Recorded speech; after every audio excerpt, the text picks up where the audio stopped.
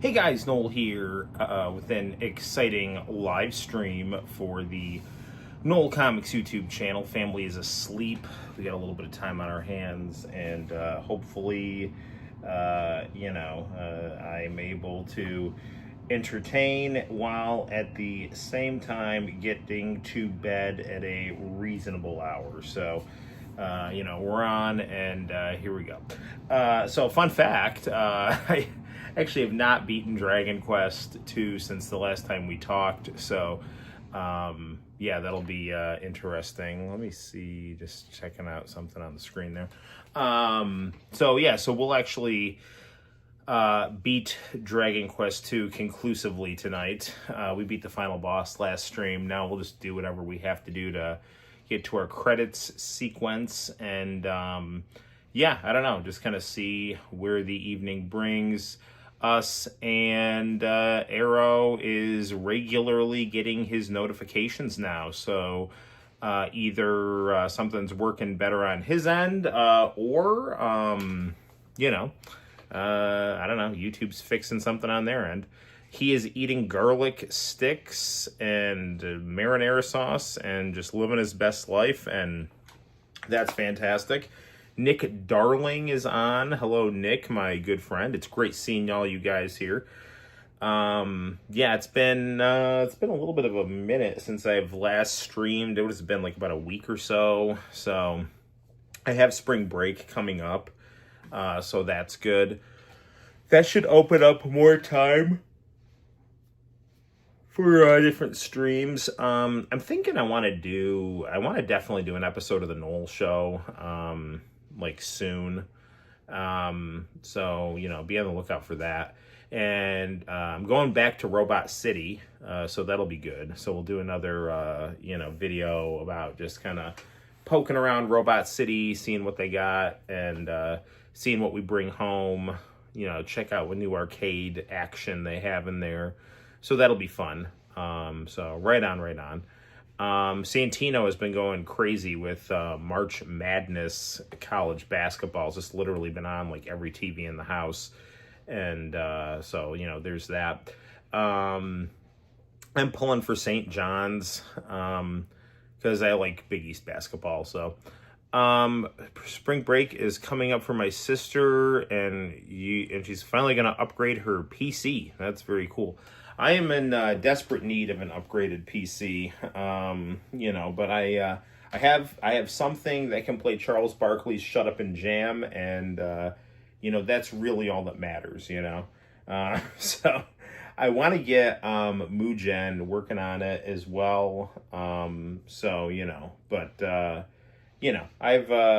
got a little PC that's about 10 years old that I got at Cortland Reuse for $10, and very diligent student, can't say I relate. Well, you made it, and there's all different kinds of students, right? There's the student who gets all the grades, and that's like super important and good, but then there's also students who they might not get the grades, but like they kind of get intangible things out of, or non-quantitative things out of, their education, right? So like, maybe you didn't get 100 on a test, but you're kind of better for the experience of being in a certain teacher's classroom, or meeting certain types of people, or learning certain types of lessons that you may have learned in class that don't necessarily transfer to a grade, but might help you grow as a person or analyze things in real life.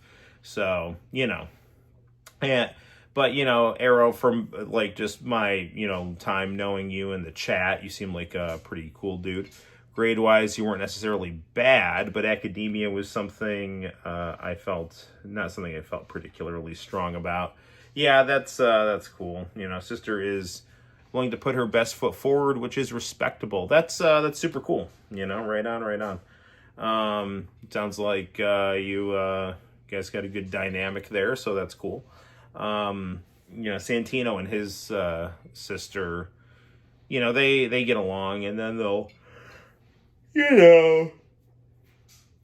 they're like roughhousing and stuff like that. And you know, he's like 9 and she's 4, so it's only a matter of time before he hits her too hard and she screams owie. So don't go away, I'll be right back. I'm just gonna grab my coffee, which is in the other room.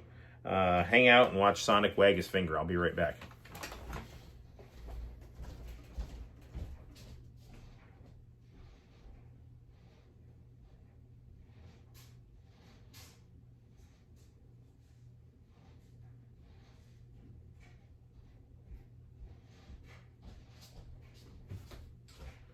So, we do have a new addition to the game room. It is another Sharp Aquos television. This is a new out of the box TV that I got off of eBay, and it's 2003, and it is. Yeah, I mean, it's brand new. So it's a brand new 2003 Sharp Aquos. So it's pretty cool. It's, you know, like, it's not as good as the silver one that we have here, but it is it's a nice little TV. And you know, when I saw it on eBay, I was thinking it was going to be like a white 4x3 version of the silver one that I have. It is kind of close, but this one, sorry, I'm just trying to adjust my camera here. This one doesn't have like progressive scan, so the PSP won't play on it through component in terms of like playing like the UMD games. But it's still, it's a cool TV. It's got a nice picture on it, and you know, I'm such a big fan of that silver Aquos that I had, and kind of the avant-garde design and how well it handles, you know, it's a flat screen that handles retro games very well. So, you know, when I saw another one of those Aquos TVs, kind of new in the box, you know, and it had like, it had a unique look. It was a white television. It had like the handle and things like that. So, you know, I jumped on it, and so now it's sitting on top of our Mountain Dew Xbox. I have the Mountain Dew Xbox hooked up to it, so you know, maybe we'll play a little of that once we're done with Dragon Quest II. I'm thinking either, if I'm gonna tackle another RPG, either check out the official version of Radical Dreamers or Live Alive, either on my Repro cart or on the Switch. You know, I don't know. I have a bunch of RPGs that I need to get through, both, you know, repros that I've bought and then presents that I've gotten or games that I've gotten or things like that. So, you know, it's always an issue of, you know, once you get into like JRPGs, you just have a bunch of them, and you know, I think the last JRPG I beat, I can't remember if it was Shut Up and Jam Gaiden or the official re-release of Cosmic Fantasy 2. Either way, those were good. Shut Up and Jam Gaiden was so good. I was watching Charles Barkley today on college, just, you know, being a college basketball commentator, and all I could think of was how good Shut Up and Jam Gaiden was.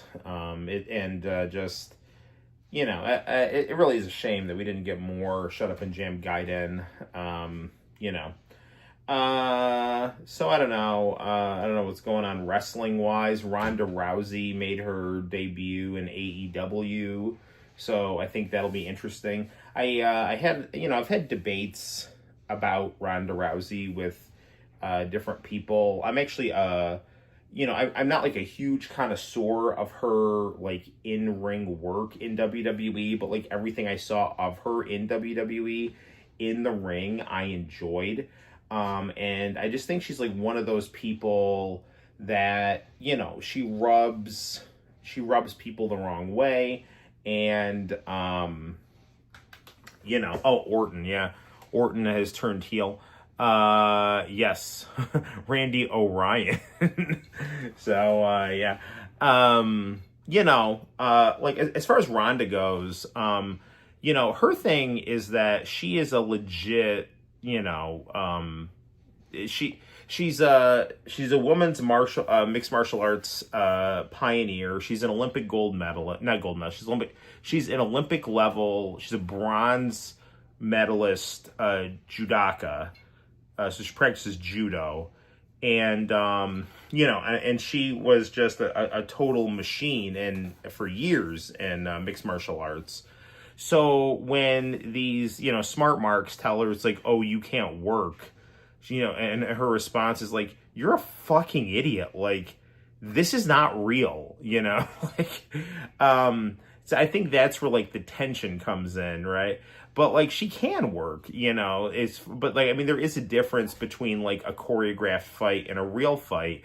And I do think that real legitimate fighters get, offended and annoyed by like these wrestling fans who like, they like fake wrestling that they think looks real, and then like real fighters are actually doing it and they're like, no, you're not good at it. And they're like, but I'm actually a real fighter. And it's like, no, but I like my wrestling that looks real to actually be fake.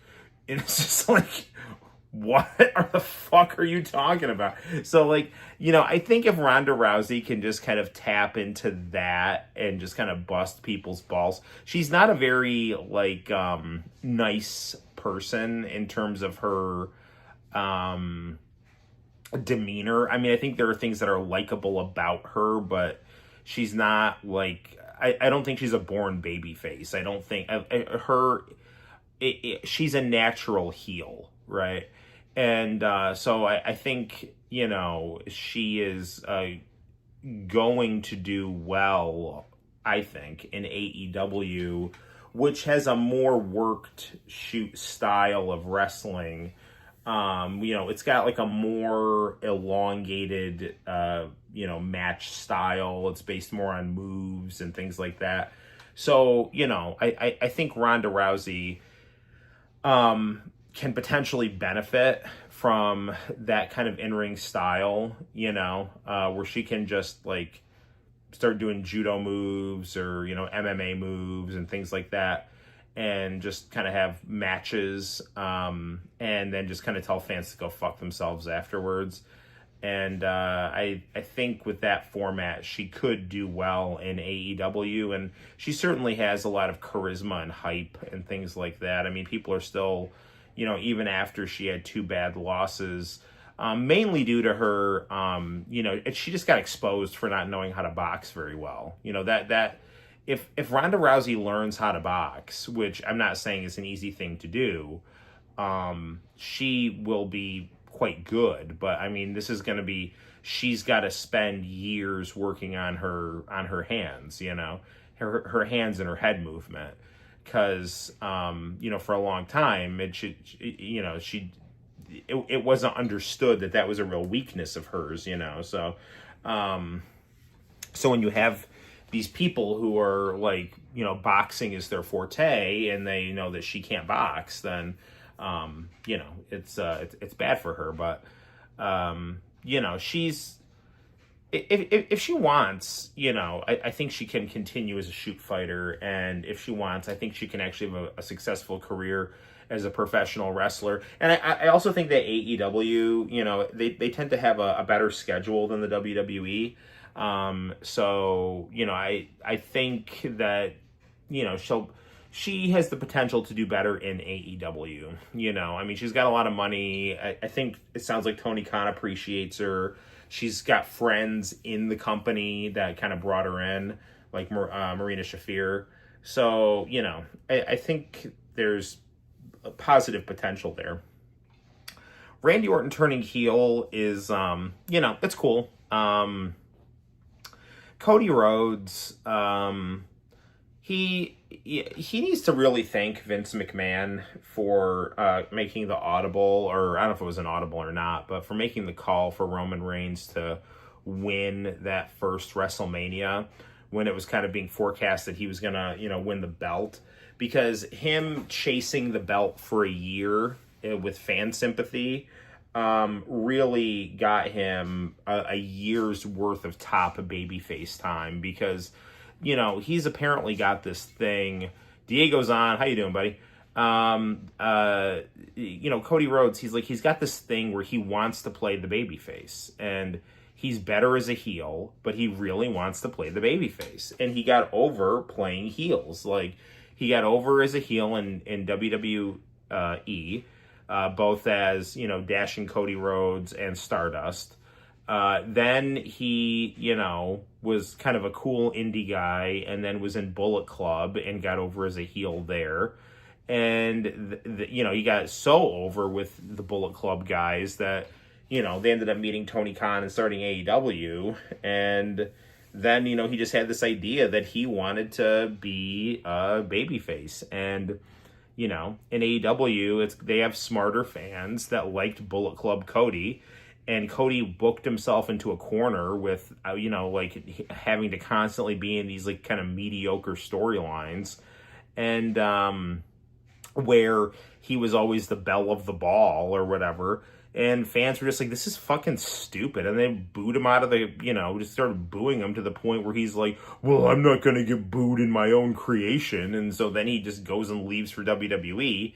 And, you know, WWE fans are so happy to have a top AEW guy, you know, and the kind of the novelty of having a top AEW guy. And Cody is talented, you know. So they were very receptive to his desire to be a superhero. And, you know, when, you know, Roman, you know, some people thought, I think he was getting a little stale. You know, they gave him a belt for like an extra year, which really made them hate Roman more and want Cody more. And now we're just back to stale babyface Cody, who doesn't want to turn heel, which is the same thing he had going in AEW. So if it wasn't for Vince having Roman be that heel champ, you know, it would have, I think Cody would have been getting booed a lot sooner. I just bought the DVD final season of Cobra Kai at Walmart. Nice purchase, man. I have actually not seen Cobra Kai, and everybody tells me it's phenomenal, so I need to sit down and watch it. So, yeah. I mean, I love the Karate Kid. I mean, I've seen the first Karate Kid a decent amount, and I remember watching Karate Kid 2 and 3 when I was in, like, kind of elementary school, like upper elementary school. They used to run them on the weekend on Fox syndicated stuff sometimes. And I remember Karate Kid 2 kind of dragged, and Karate Kid 3 was kind of a return to form. And then Cobra Kai is just cool because it's kind of got all the, you know, it's got, like, it sounds like it's got, like, the spirit of the original, but with the, you know, cast kind of aged up and, you know, in adulthood and things like that. You know, I don't know. I don't know if I should start complaining about politics. I had a really dumb conversation with my mom today. And, you know, because my whole thing is, like, I'm so pissed off at Trump over all this, like, Iran stuff. And, I mean, Trump has totally tanked his presidency and his legacy and just turned on everyone who was good, who supported him both politically and in terms of, like, his voter base. And is just, you know, going with these people who don't have his interest at heart and just are so blatantly manipulating him. And he's allowing himself to be manipulated either because he's stupid or blackmailed or threatened or bribed or everything. And all of it is just so like, unfortunate because, like, you know, Donald Trump's real potential was, like, you know, like, okay, so maybe you're like Vince McMahon evil. You're not Dick Cheney evil, you know? What's my opinion on what's going on with Iran? Cobra Kai, I gotta check it out. It's bullshit, and I think that it's a neoconservative war of aggression, and I think that Donald Trump, you know, the reason that I voted for him and most people voted for him was because his major accomplishment in his first term was not starting a new war. I mean, you could argue that he maintained Obama's wars and Bush's wars, but he didn't. And in some cases, he may have, intensified those wars or even escalated those wars. But at the same time, he also was, working to wind down Afghanistan. And even though, so it's like, he intensified bombing in Afghanistan, then kind of worked to wind it down. And then, with Ukraine, it's like, he, armed the Ukrainians more than Obama did, but while at the same time kind of signaling that he wanted, more of a kind of a quasi-détente with Putin. So, and some of that might have just been instinctual and not even, due to his intellect. But he oversaw a pretty decent economy and didn't start any new wars. That was his big claim to fame. And he was pissing off really evil people, right? Like Dick Cheney and all these people that lied the country into a total war of choice in Iraq.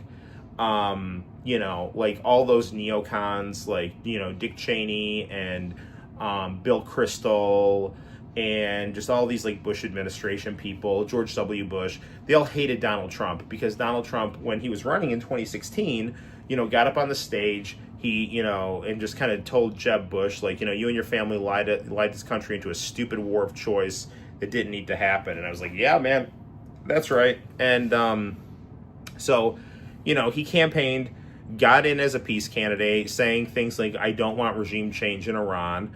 And, he gets in and he is just totally subservient to Israel. I mean, it's insane.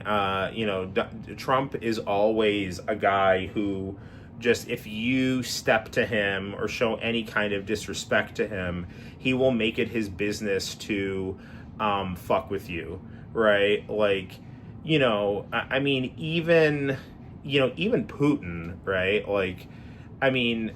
Trump will arm the Ukrainians and sanction Putin and all this other stuff. While at the and if Zelensky gets out of line, he'll try to publicly humiliate Zelensky.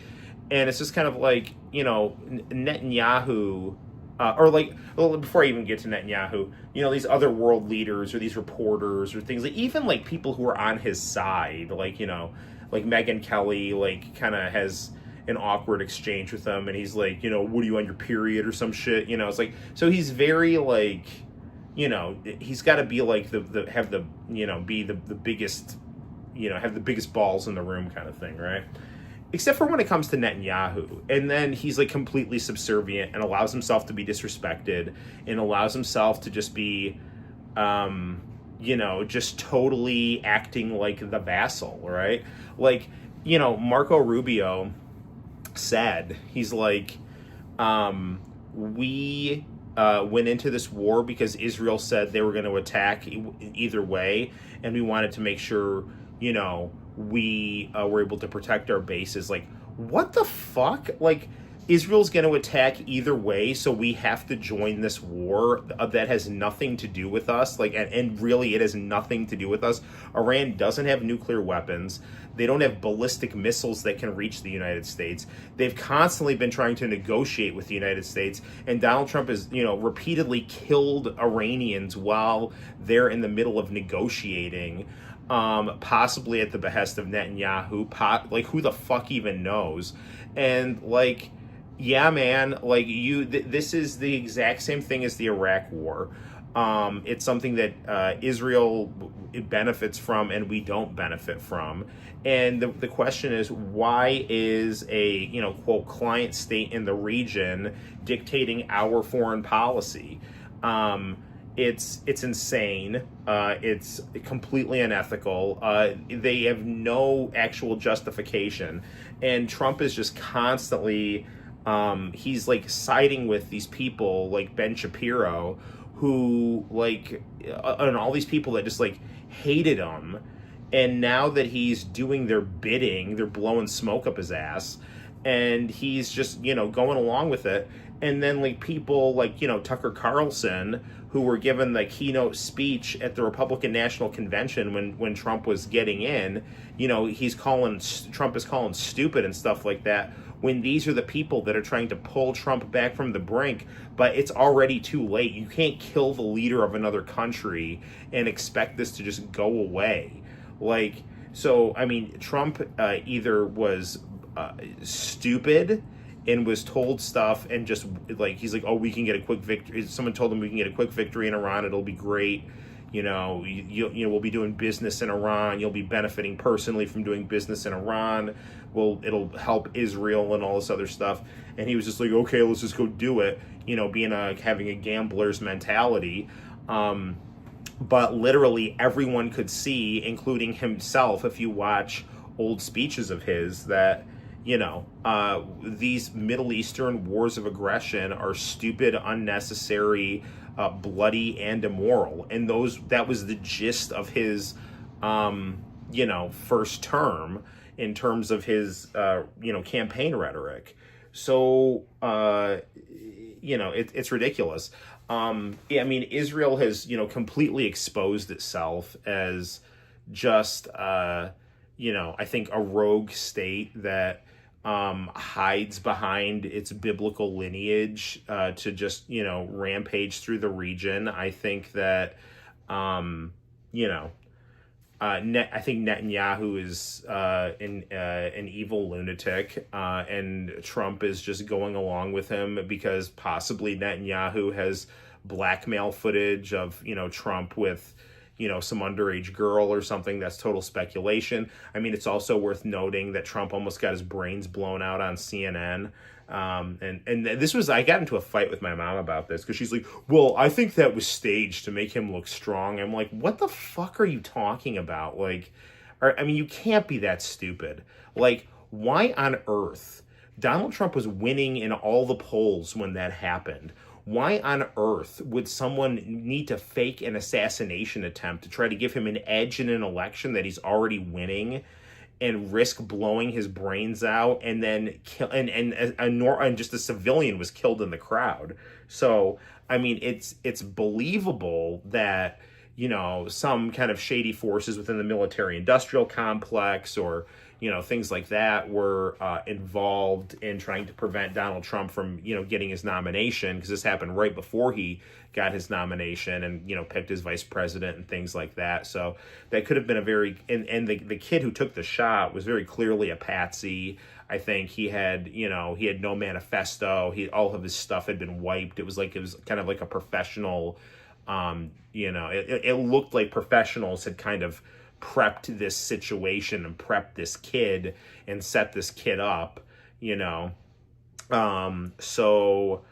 You know, kind of the same way that whoever killed Kennedy immediately killed Lee Harvey Oswald afterward, right? You know, so like that's what that situation looked like. But these people are so, you know, Trump deranged with their hatred, like, you know, they can't stand the idea that Donald Trump does something good, you know, or has any kind of redeeming qualities, you know, right? So, or looks like he's got some kind of fortitude, right? Or even if that fortitude is out of bravado, it's still not enough, you know? So they have to come up with this idiotic stuff like, you know, Trump, you know, staged his own assassination to try to win an election he was already winning anyway. Like, it's just too stupid to even consider. But like, but I mean, Trump destroyed his base. He destroyed his legacy. You know, and then, you know, these like warmongering news media networks like CNN. I saw some clip where they were trying to say like 100% of MAGA is on board with what Trump is doing. That's a lie. They're basically, I think Dave Smith said, it's like, look at CNN, that, you know, the carrying Trump's water now because he's giving them the war that they want, you know. I mean, like, I know people from the gym that I train at who were big Trump people, and they're just like, fuck everything now, man. I mean, it's just like, so, I mean, his base is done. And if I were J.D. Vance, I'd be furious because, you know, no one will vote for anyone involved in this. This is just, you know, a less coherent version of the Bush administration, which I actually think is better because the Bush administration, even though they were terrible liars, were better at lying than Donald Trump. And that's always been kind of the problem with Donald Trump, is that like because he's from like an outside faction of the ruling class. I mean, he's part of the ruling class, but he was part of like this kind of private sector carny real estate casino stuff, and now he's kind of smashed his way through to the kind of, you know, this kind of political insidious Washington ladder or whatever, and he's kind of like cut in line to the front just through just dysfunctions within the system, and just everyone being somehow worse than him, in terms of what the voters thought was palatable and acceptable for the most part. But like, I'm losing my train of thought. But it was, I can't remember where I was actually going with this. He destroyed his base. Yeah, man, like he's, the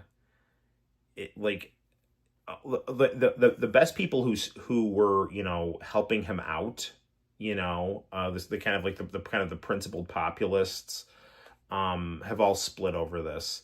The kind of common man voter, has, you know, largely, you know, bolted from his base, and now he's basically left with some diehards that are just hoping for the best, and those guys aren't going to last much longer. So, you know, and Iran is just going to continue, I think, to try to, rightly so, just bomb Israel and bomb everything around them to try to get back at, you know, the United States and Israel and any country that wants to deal with them. So, and they have every right to try to do whatever they can to the world economy to try to protect themselves, not because they're a good regime, but because the United States just did a total random a war of aggression. And you could try to say that this benefit, like the Israelis, you know, you could try to say like, oh, the Iranians are supporting terrorism in Israel, and therefore like Israel is justified to attack Iran. Fine, whatever. But like that has nothing to do with the United States. And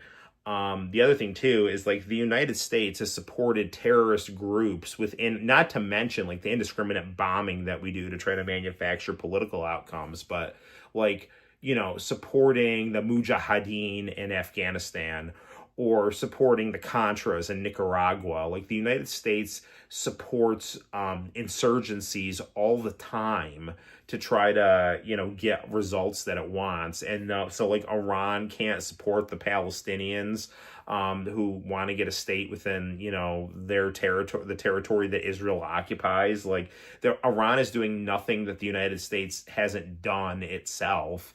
So like that's no real justification for the United States to start attacking Iran when we're guilty of the same type of stuff. And there's all this stuff about like Iran can't get a nuclear weapon when Israel has a nuclear weapon, and Israel, you know, just spent the better part of 2 years just decimating Gaza. You know, and then we try to say like, oh, well, Iran is, you know, killing protesters, when like, it's like, dude, what are you talking about? Like, so now what? We're going to just start attacking countries where that don't have the type of free speech or ideology that we like. Fine, let's go start off by attacking Saudi Arabia. Oh, wait, like they're not messing with Israel, so I guess they're okay. Well, let's go start off by attacking Syria, which, you know, we just installed the freaking ex-head of Al-Qaeda in Syria as their new leader. Oh, wait, they're not screwing with Israel, so I guess it's fine. So, I mean, it's just a total just tanking of Trump's legacy and his presidency and his humanity. And, you know, just, it's just a total disaster on a humanitarian and geopolitical level too. So, yeah, so that's what I think about all this Iran stuff. It's not good, to put it mildly. And the only thing is, I think Trump is, he's smart enough to not, I don't know how long he can hold this. He can try to do this, but I don't think he wants to put troops on the ground. Will the world ever have peace? I mean, it's definitely doable. It's like, it's doable. I mean, there are political you know, I mean, there's always human nature, which is going to get in the way of things. But if people followed international law, that I think that would go a long way. I think if strong countries led by a positive example, that would go a long way. I think the United States had a lot of goodwill after the Cold War and after it was attacked on 9/11. And we totally showed why we don't deserve that. But had we acted responsibly and not moved to do things like destabilize Eastern Europe and just do these kind of utopian Middle Eastern wars to go capture oil and, try to prevent there from being a two-state solution in Israel, I think that would have definitely helped, It's probably not necessarily impossible, but it's also probably something that's very unlikely, unfortunately. I mean, at least it doesn't have to be this bad, I mean, you could be in a situation where, there could be kind of regional conflicts, and, we could try to do what we could to try to de-escalate things, while kind of maintaining our kind of global presence, but the United States has just done nothing other than just be a shit stirrer around the world and try to benefit from it. And the sad thing is that a lot of our economy, like our economic innovation, comes from war, right? I mean, like, Eisenhower wasn't wrong when he was talking about the military-industrial complex, right? And, that was really, I think, the thing that pissed people off about Trump the first time, is he didn't start a new war. And if you don't start new wars, you don't get, the money flow happening, where, you start a war, you destabilize a country, you grab their resources, you smash up their society, then you go and bring your businesses in to go rebuild that society. And then in order to fight that war, you have to develop all this new technology at taxpayer cost. And once that technology becomes marketable for consumption, it then gets sold back to the masses through these like big corporations like, Apple and all these other things. And then the system just kind of chugs along. So it's, I mean, it would be interesting if like we actually tried economic innovation without warfare. And when you had the Cold War going, it was always, you had this kind of the perpetual boogeyman of the Soviet Union to justify things. Well, now there's no more Soviet Union.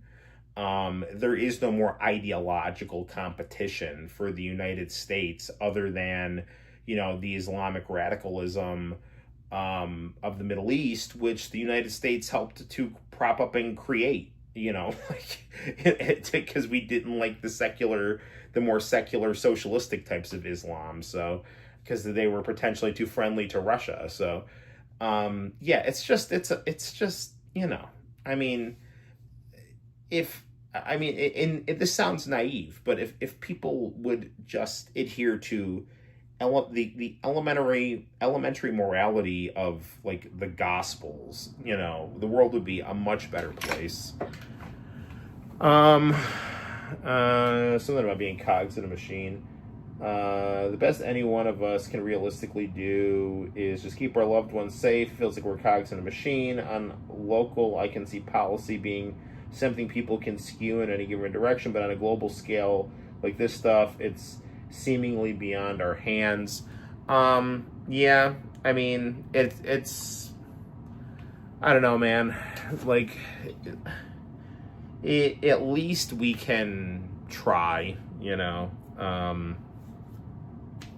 but it did seem like for a brief period Trump kind of cracked the system and had a chance to be kind of a circuit breaker for just kind of the norms, and he just fell in line. I don't know. It is what it is. So anyway, I've just spent I spent 20 minutes talking about fun stuff and then 20 minutes talking about shit stuff. So let's play some Dragon Quest. So there we go. Doobie doobie doo doo doo doo doo.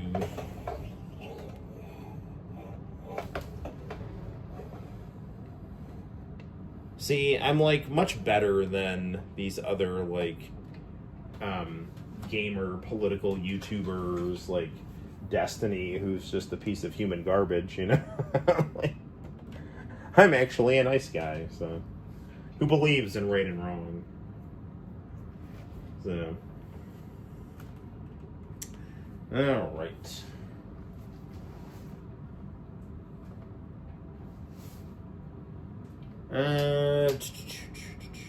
Try to get that just a little centered. Hang on. Okay, I think that's about right. Okay, let's play. I was looking at the eShop. Oh man, software update. I hope this doesn't kill my progress here.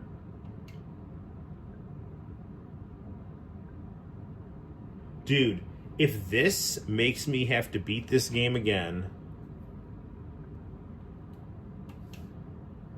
dude, I'm gonna be super pissed if I have to beat this game again.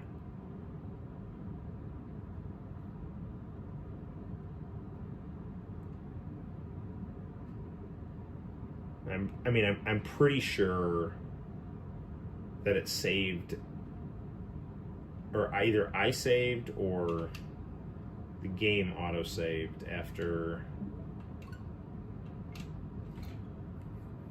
I beat Hargon there.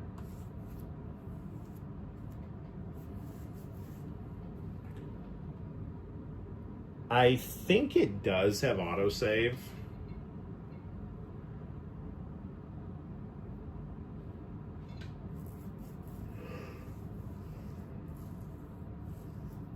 I should show you guys the basement. I've made kind of a game room overflow with some of my secondary kind of all-in-one consoles. So I have two CRT. I have three CRTs and the Samsung, like the big Samsung flat screen down there, plus a treadmill and some weights. So it's pretty cool.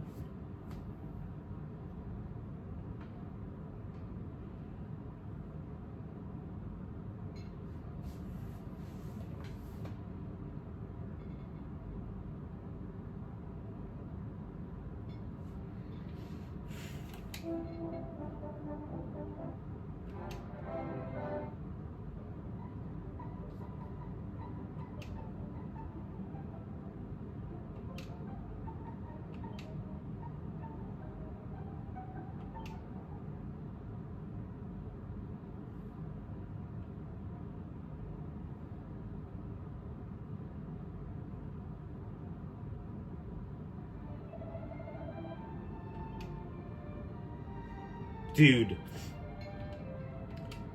Oh, fuck. Oh, man, it did. Now I do have to... Motherfucker. Now I have to beat this whole thing again.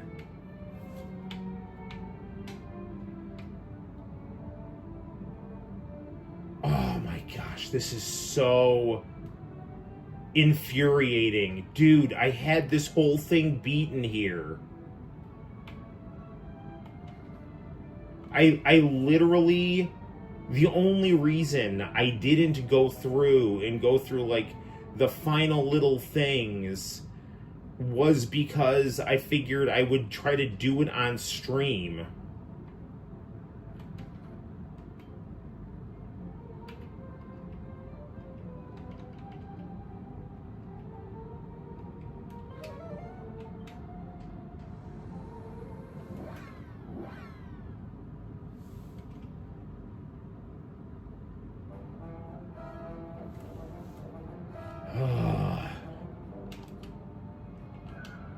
I don't think I can even cheat.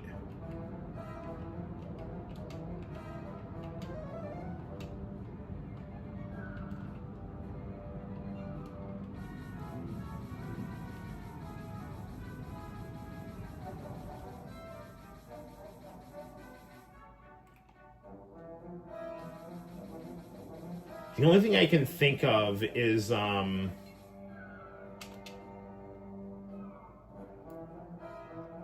know, after I beat the game, just try to run to, like, the final...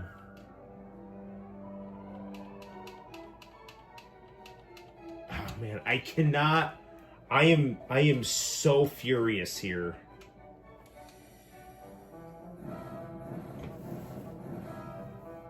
And this is, like, worse than I thought, because, like, I think this is gonna make me try to fight all the mini-bosses again, too.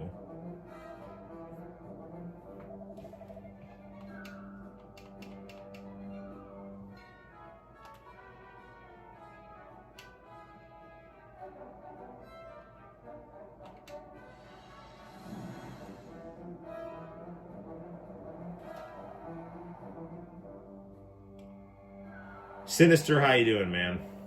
I'm, like, super pissed because you might remember last stream we beat Dragon Quest II and the system updated and now I have to beat the game again. And, like, all I had to do was just go do some things where I was, like, talking to different people after I beat the game. You know, just go, hey, talk to all the people that you saved and da-da-da-da-da. And I had, like, just a few more places to go. And I was gonna, like, go do that during the day, and then it just, like, freaking, yeah, it didn't autosave. And I don't think there was even a place to save after I, you know, beat it. So now I gotta do all this shit all over again, so...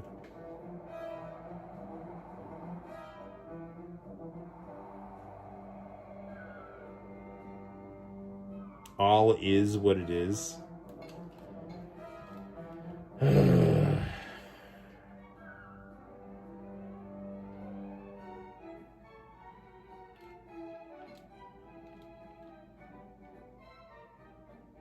You know, I mean, I don't know, man. I mean, the other thing is, like, I have, like, I was, like, all set to just beat this today. I didn't even freaking, like... I mean, I'm so pissed. I don't even want to play this right now.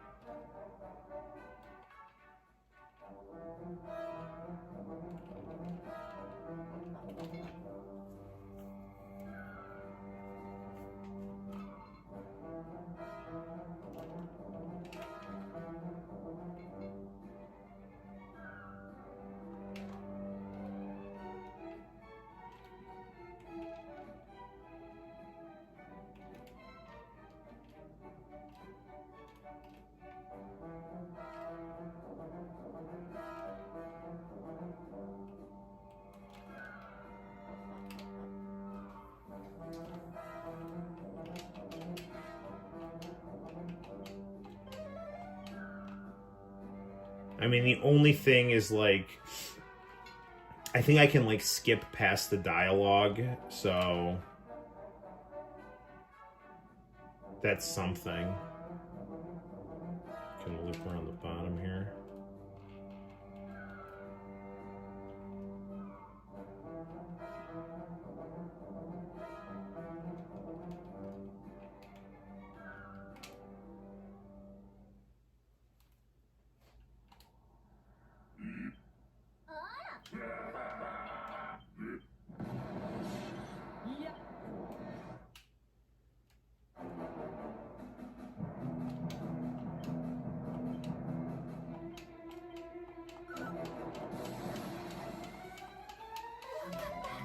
Okay, so I gotta fight this guy and the monkey, and then Hargon, and then Hargon's final form.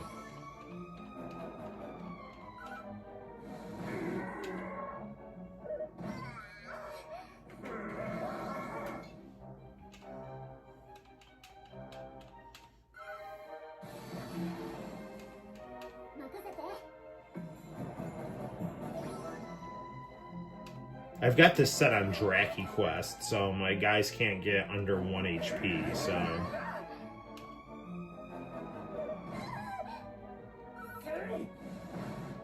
So, I mean, at the very least, I'll end up winning these, like, wars of attrition. But still...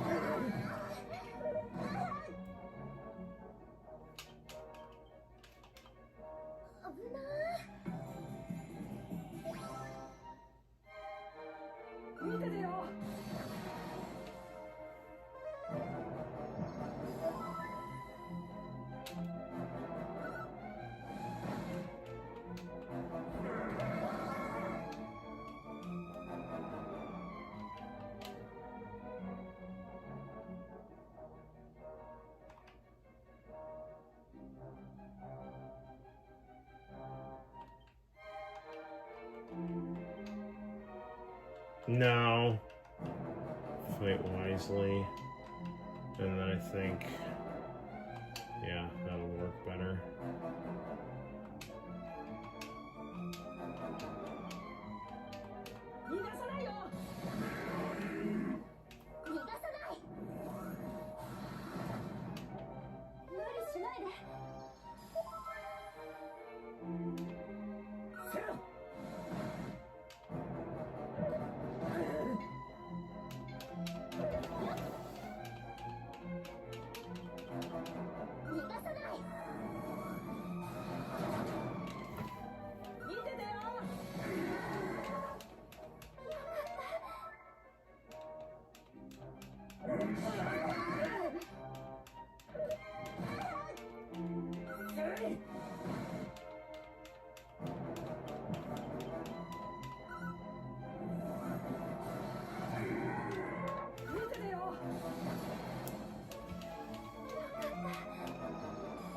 I mean, I would be like super annoyed if I didn't have like this, like the security blanket of or like the safety net of the Draki quest setting. So.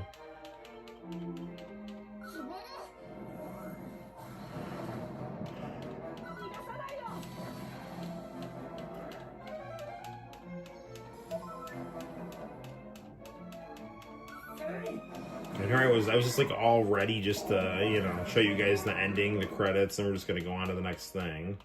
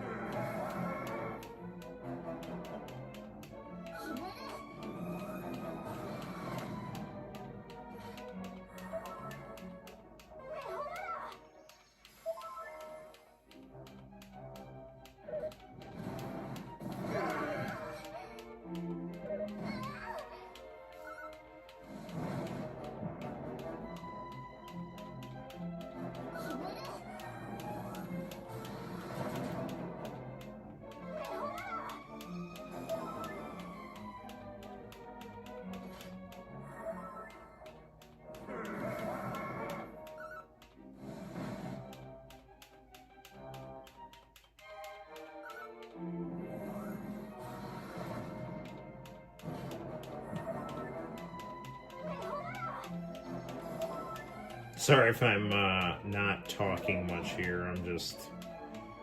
I don't even know. There we go.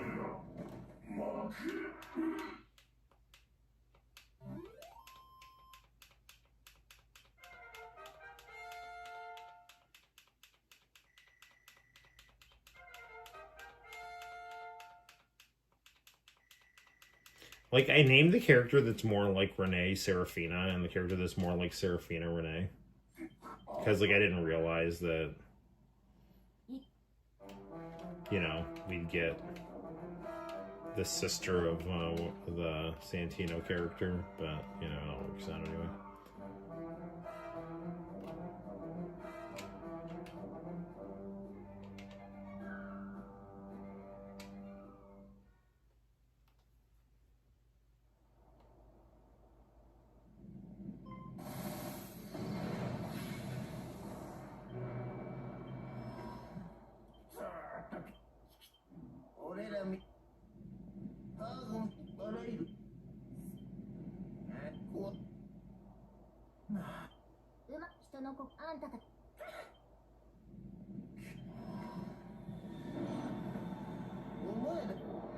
Alright, here we go.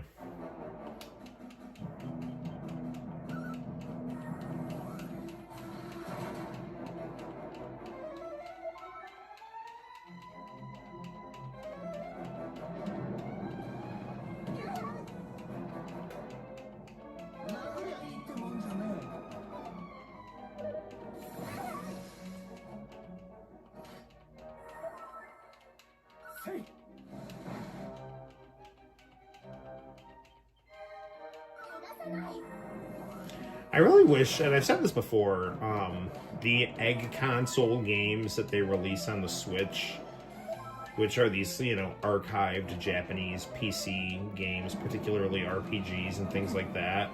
I wish they would give them English translations, like even use AI or something, man. Like, they've got like good games there, like Barai and, whatnot, so... they got some games that I think don't require much Japanese, like Hydeli, but, still.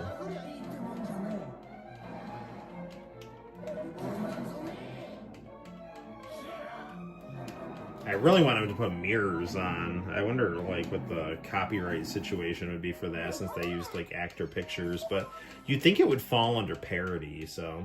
Oh, you know what I didn't talk about? I didn't talk about Steel Ball Run, which was very good.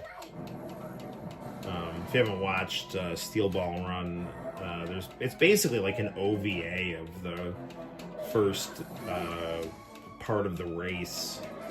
And it's a very faithful adaptation of the manga. It's very good. The only thing I didn't like about it was it didn't have a Western song for the closing credits, which really pissed me off. But other than that, it was really good. I really think they should do Ride With Me by Nelly for the closing credits, or if they're not going to do that, do like Pony by Genuine, But I think Ride With Me by Nelly would be the best. I mean, there's other people, you could do like,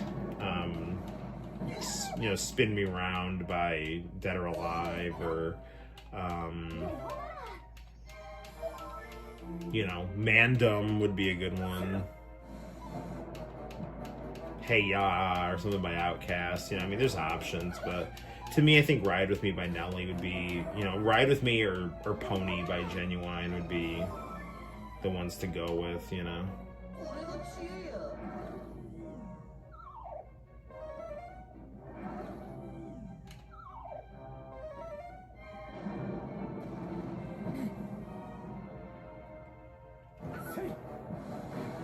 Did anyone in the chat check out Steel Ball Run?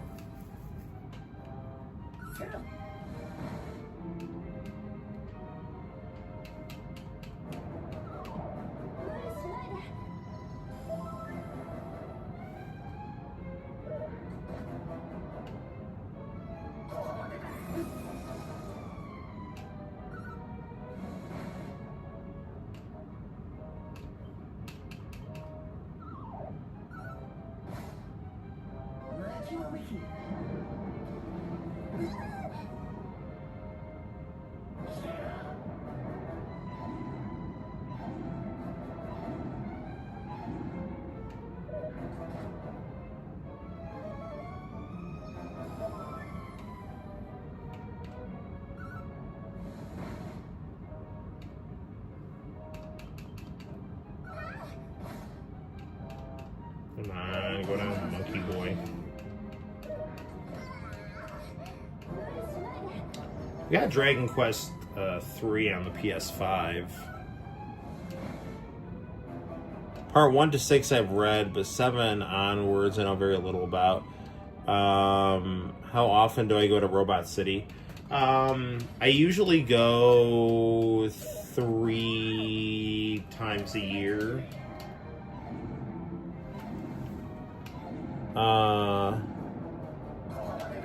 Hang on a second here. Let me see what the chat's saying about JoJo here. I haven't seen it myself.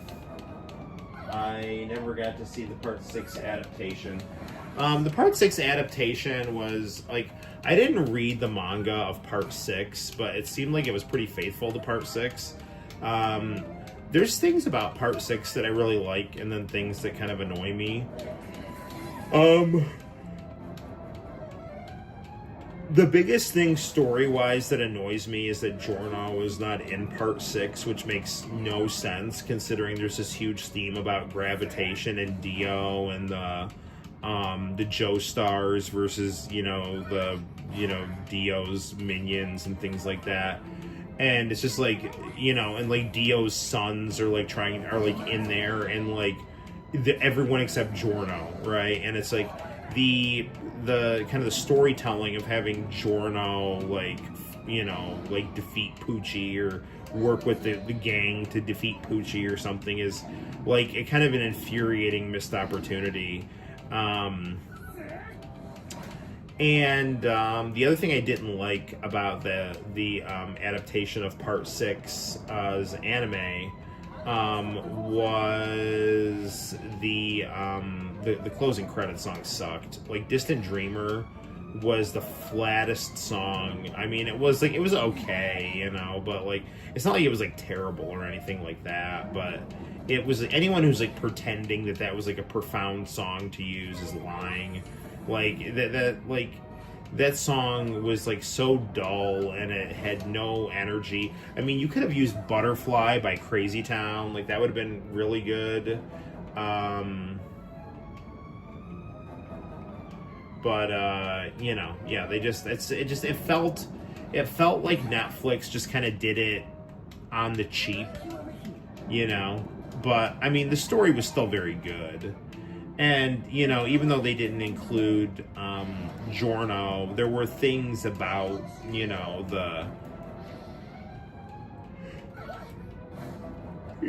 story and stuff. You know, I was pissed off when Jotaro died in that final fight, but like everybody died except for, you know, Emporio. So, you know, it's not like it, you know, it's not like it was exclusive or anything to Jotaro, you know.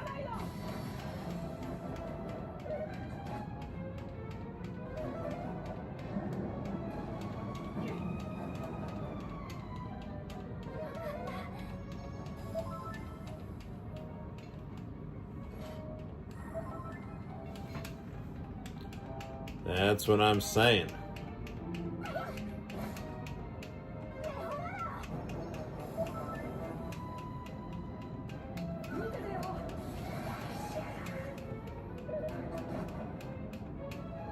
So wait, what are you saying?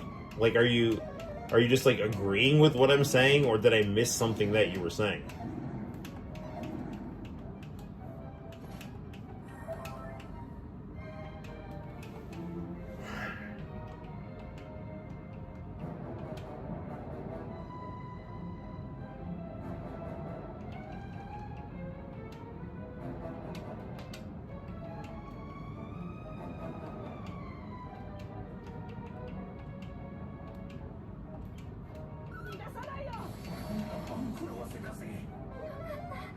No, I was agreeing. Gotcha.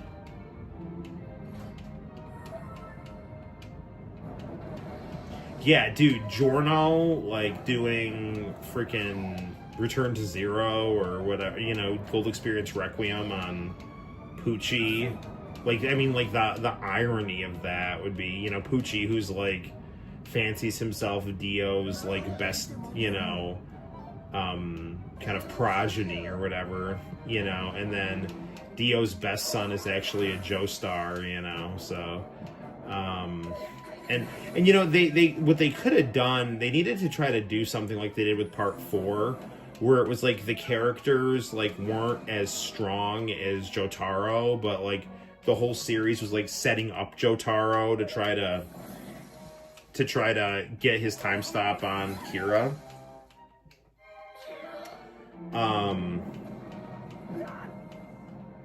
So, yeah.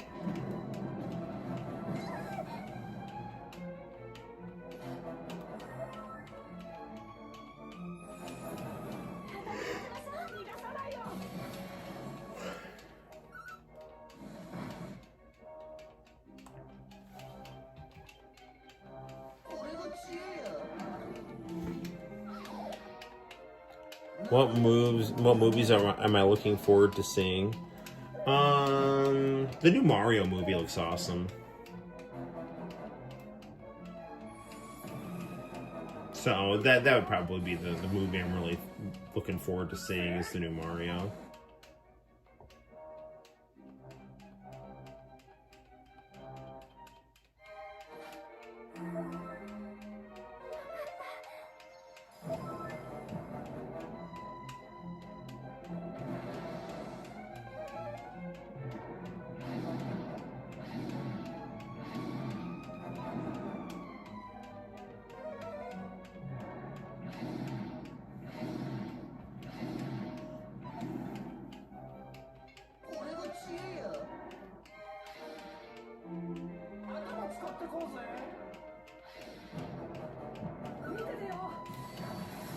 There we go.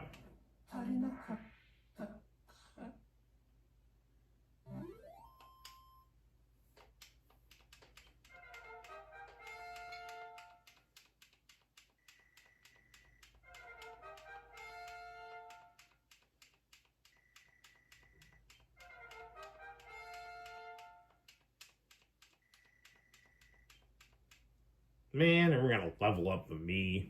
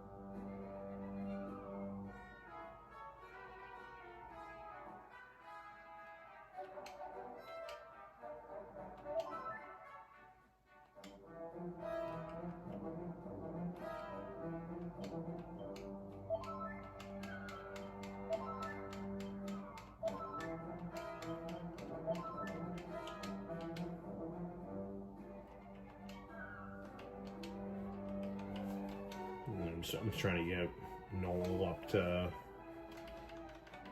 max HP here.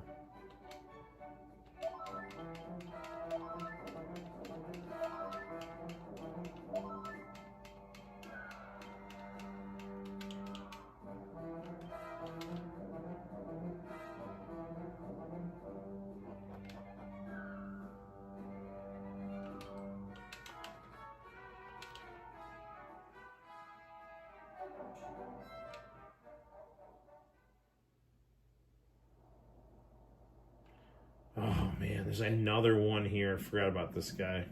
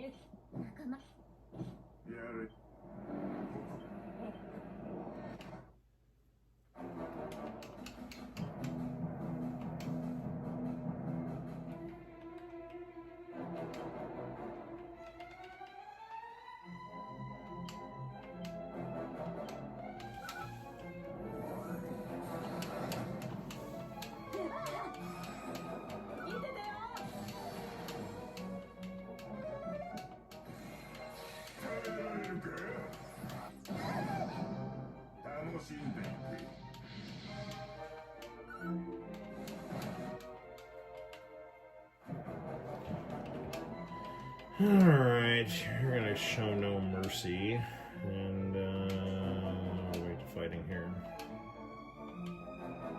No, wait. Yeah, there we go.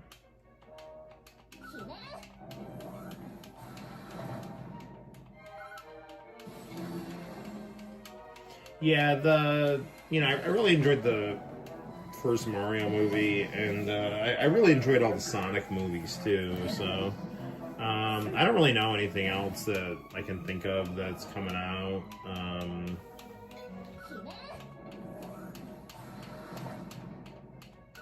There's some Netflix movie with Ben Affleck and Matt Damon where they were like cops who found some stash of drug money or something in Florida. That looked pretty cool. But I don't know. I feel like a lot of movies just suck now. They're just like pretentious Hollywood masturbation, or just people acting like assholes, and like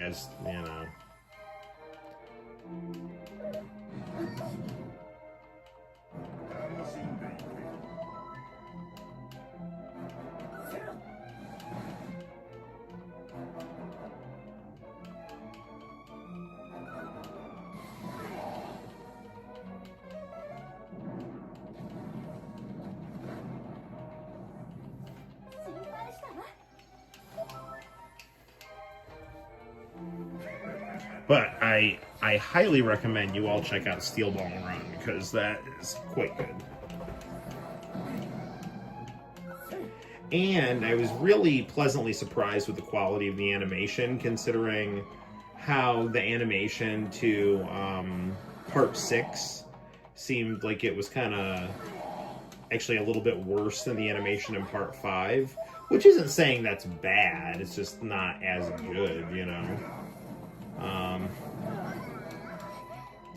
I'm looking forward to them hurrying up to tell us how the release schedule is going to work. But I mean, I like Part 7 so much. Like, I kind of just immediately went to go rewatch the episode. So.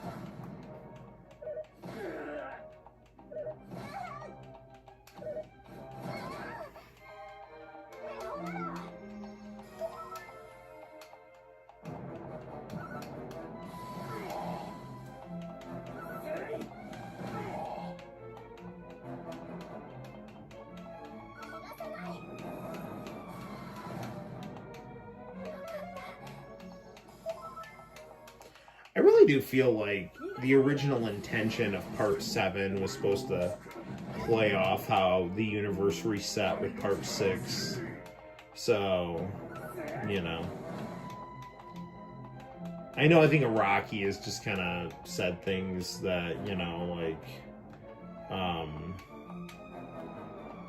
oh, there's not a connection or whatever, but you're not gonna realize. I think that was the original intention, you know.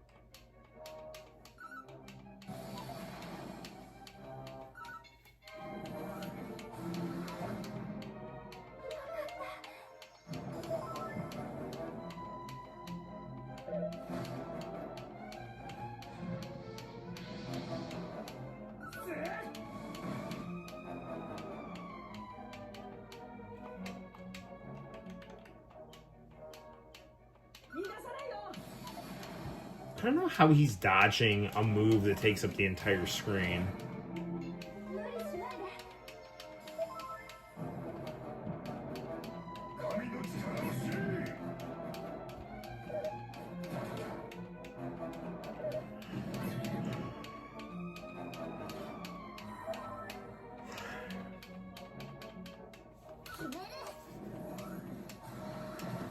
There we go.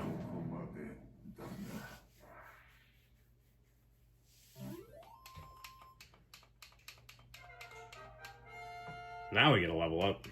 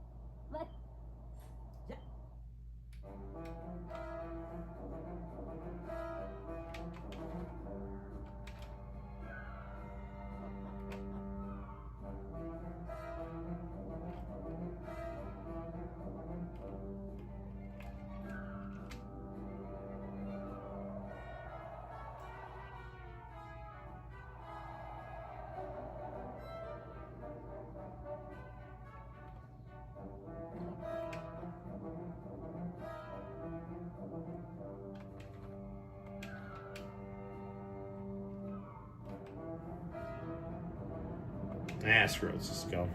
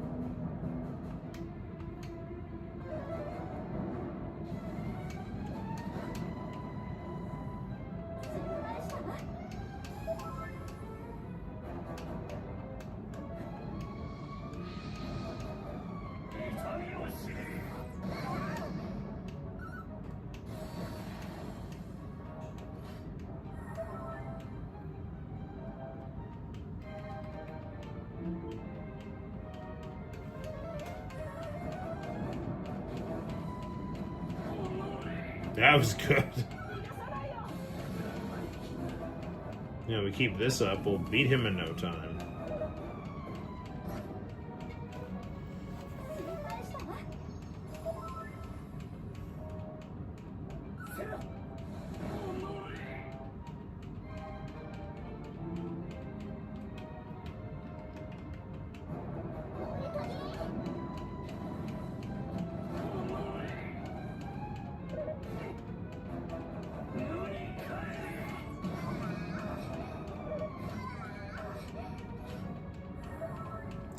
The other game I could try to beat after this is Lunar 2 Eternal Blue, which I never beat. I did beat the original Lunar on OG PlayStation back in early 2000s.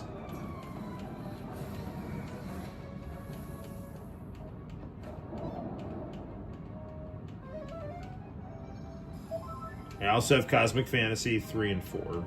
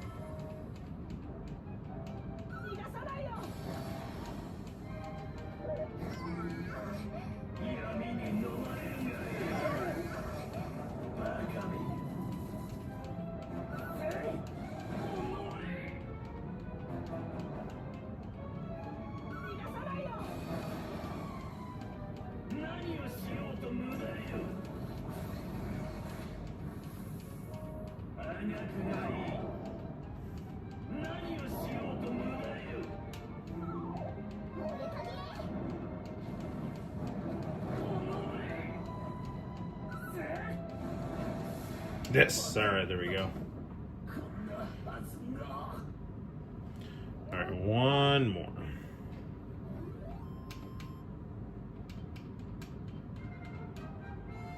You know, one thing I kind of want to do for like a stream, I'd like to just watch Blood fight with you guys. You know, like that movie's so cheap. Like I doubt we'd get into copyright trouble. I don't even think it is copyrighted. You know.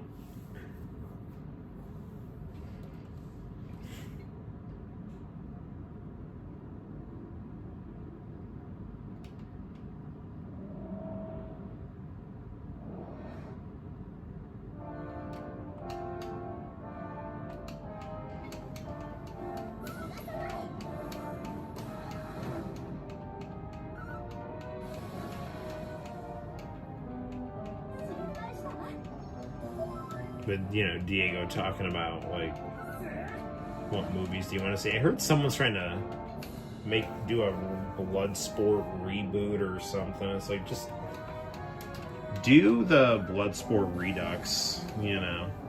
I actually have a reaction video of that on my channel, and the guy who made the trailer commented in the comment section. It's good stuff. Check it out.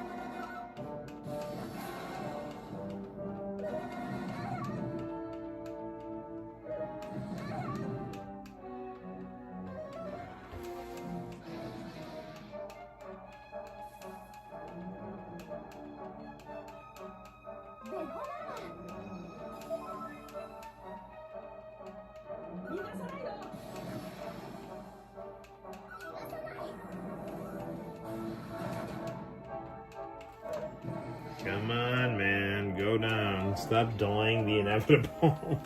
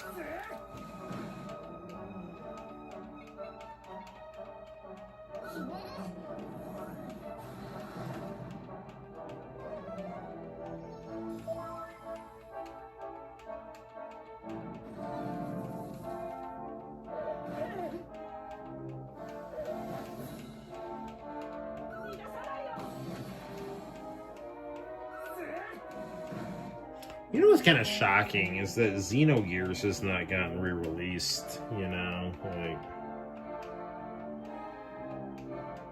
so many other games have gotten re-released, and, you know, Xenogears not one of them.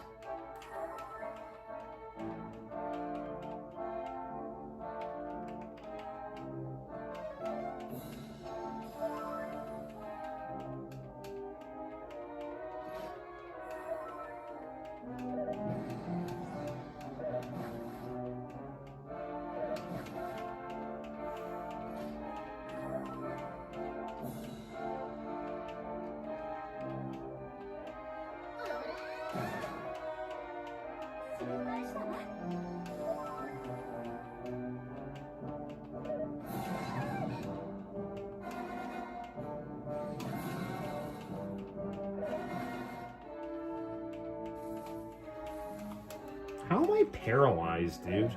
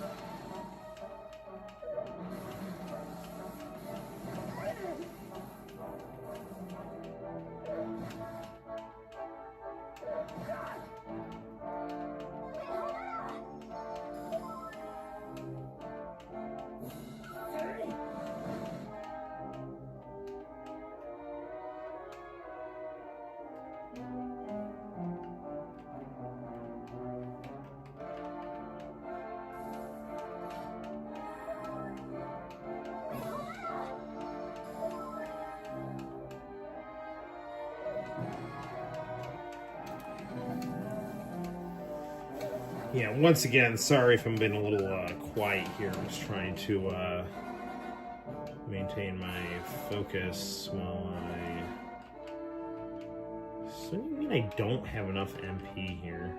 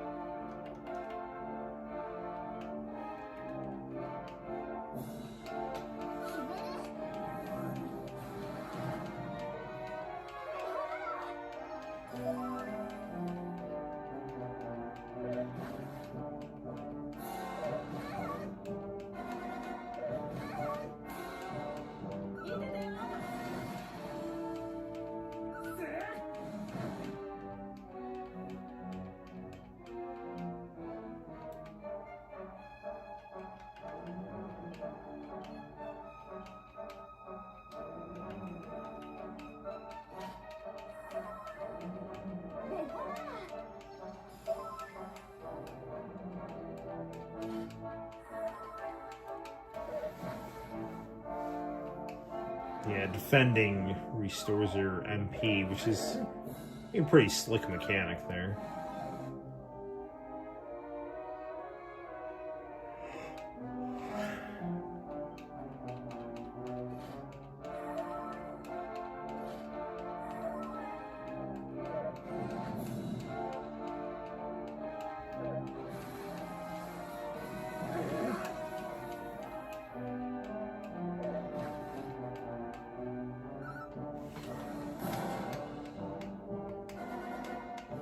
No worries, I got the stream running in the background. Well, that's good.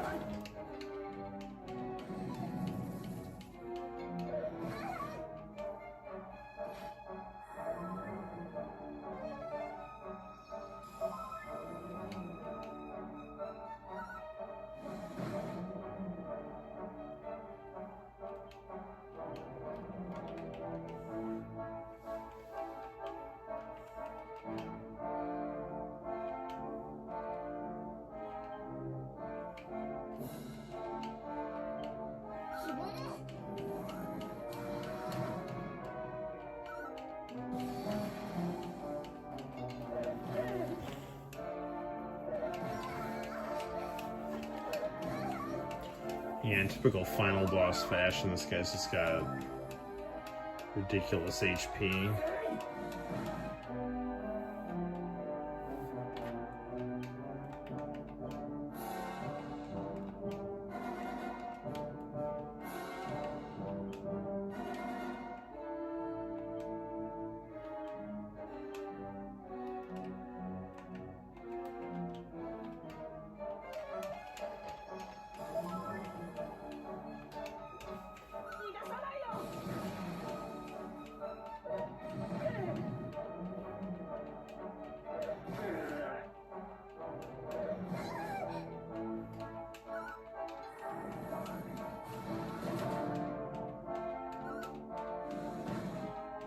Dude, he can't have that much more.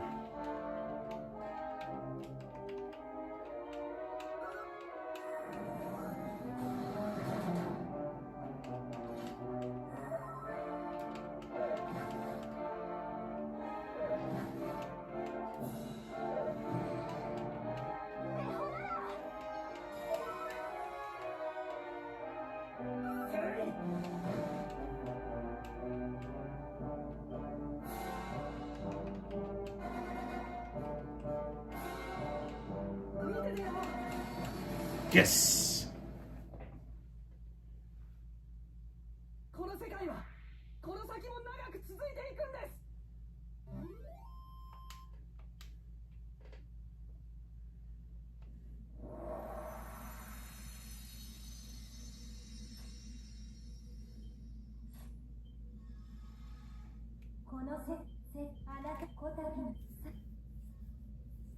Good work, everybody.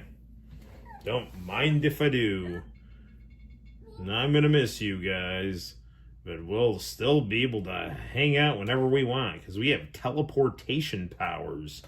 And here come the credits.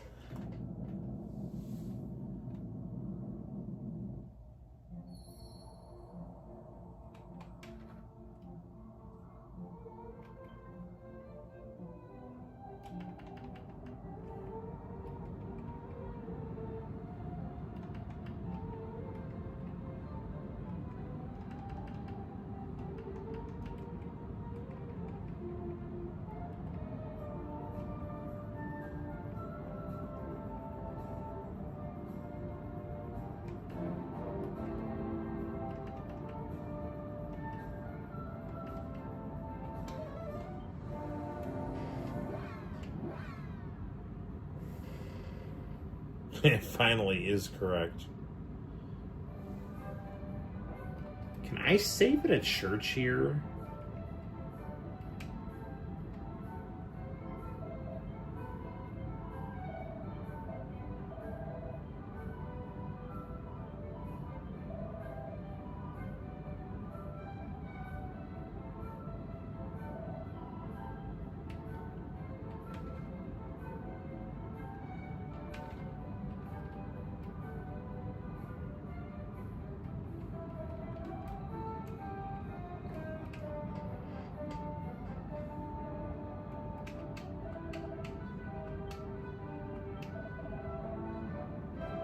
Yeah, I can't even save.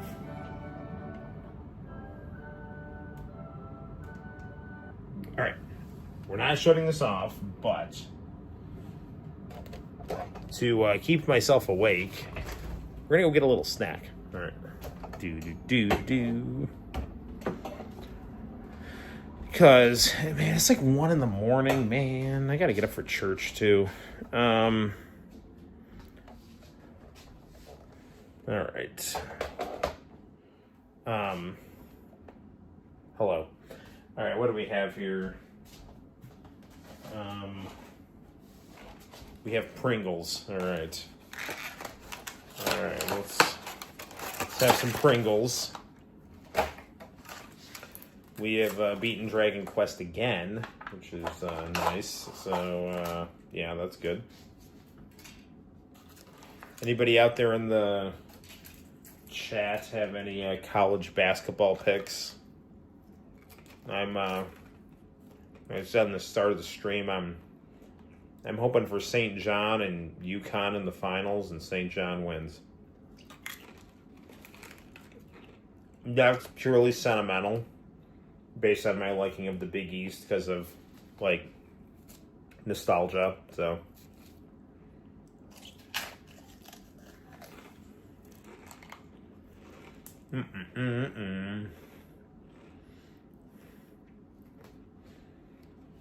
Hey, Diego, like, just out of curiosity, all that, like, international channel merch that you sent me, like, did you buy that when it was, like, out in the 2000s? Like, were you, like, ordering that stuff off TV? Or did you, like, kind of after the fact to get it off eBay and stuff? I'm just curious, because it's like, it was, like, really cool.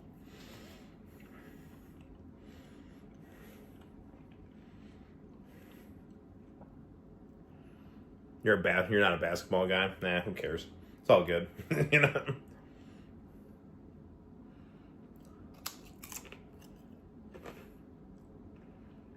Mm-hmm. I don't like to watch college basketball, like, unless it's, like, teams that I like. And I don't really keep up with it that much, you know? Like, I pay a lot of attention to the Vikings. And, I kind of keep track of the Mets. And then, like, if I see a college game that I like, I'll watch it for basketball. And then, like, NBA, I don't pay that much attention. I mean, I was, like, huge, like, Michael Jordan fan, but, you know, since he retired, it's never quite been the same.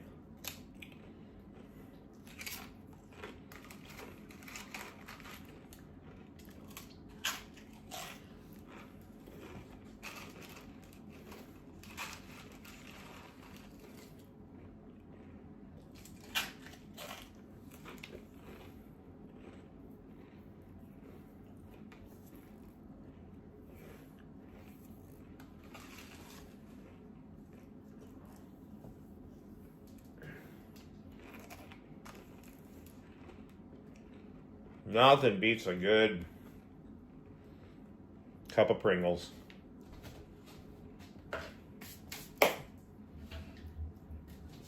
Let's eat an apple. Hold on a second.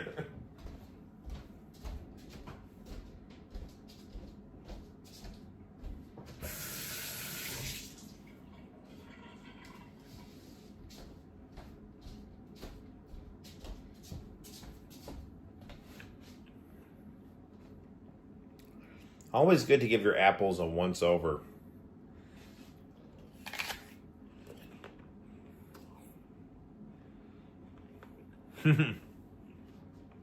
That's so cool that you ordered that stuff off TV.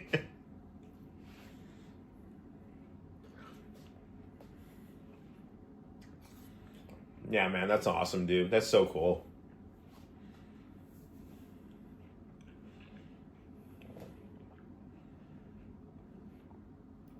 I was like messing around with the Fukuoka 9000 the other day, just trying to see if I could like get it to turn on. I put like batteries in it. It wasn't like turning on, but you know, I still have the Miss Cleo cards like factory sealed. I'm not much of a tarot person, but I think it's cool to have a sealed Miss Cleo pack. So you know.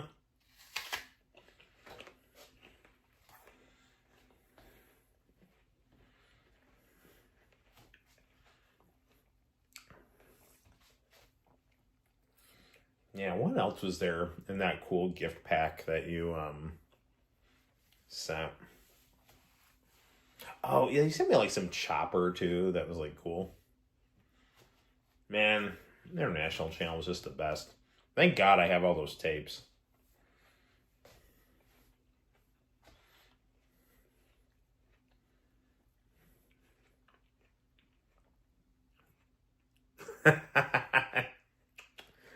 Yes, marital aid indeed.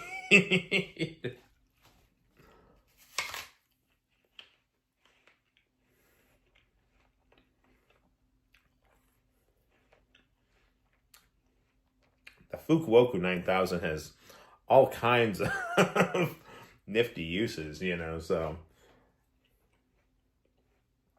getting it to getting it to hum can only lead to good things, right? So, of course, its primary use is to be used on your temples and nothing else, ladies. So,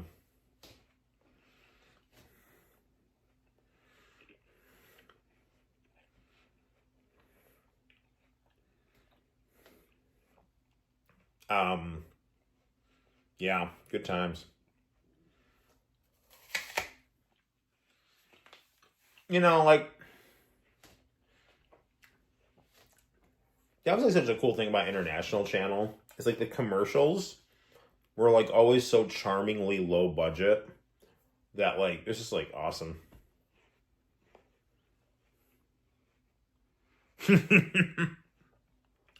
Diego is going to see if he can get more International Channel merchandise. Listen, brother, you do your thing, man. There's always more room for International Channel merchandise, right? So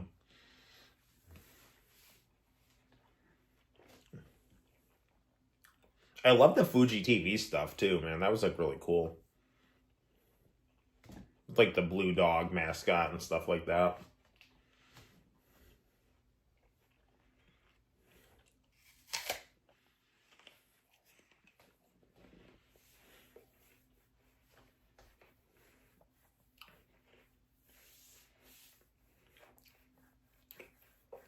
I don't know if I've told you guys this, but like I have this like recurring dream where like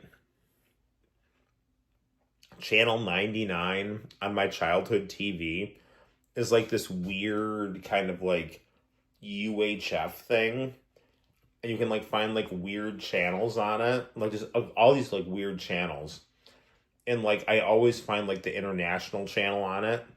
Like it never left. It was like always on in like some weird obscure place that you never knew. I'm trying to watch like Dragon Ball GT and stuff.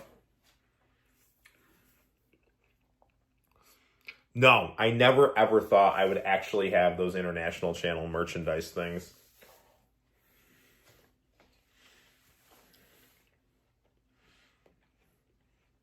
It'd be really funny to get like that glasses program or whatever where like we always joke that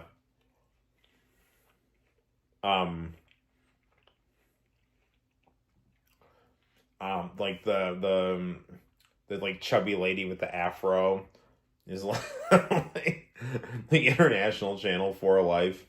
He's like joking like she's his waifu and stuff. Like I can finally read without my glasses, you know. So yeah, it's good stuff.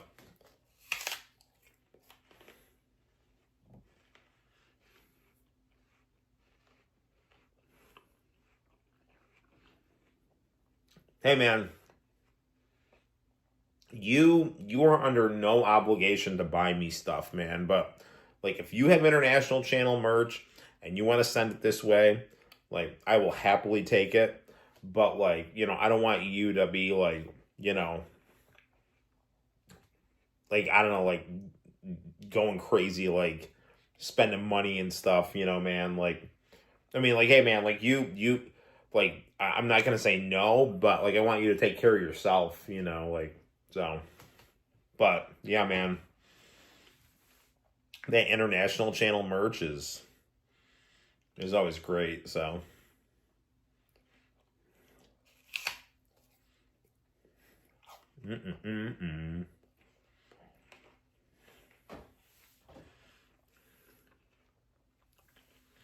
yeah, I'm really happy that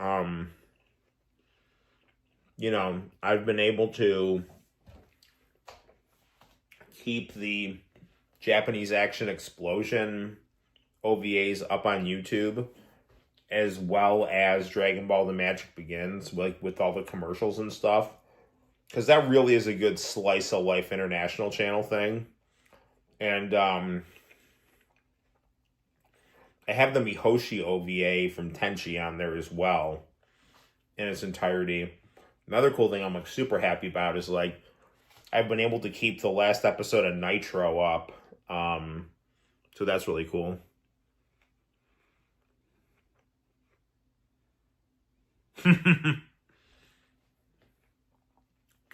Diego was a fan of the unboxing of his generosity. So, yeah, dude, that was like so that was like so crazy and cool.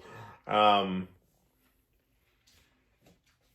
almost did an unboxing of that new TV that I got, but I was just like, I'm just gonna open this up and play with it now, you know.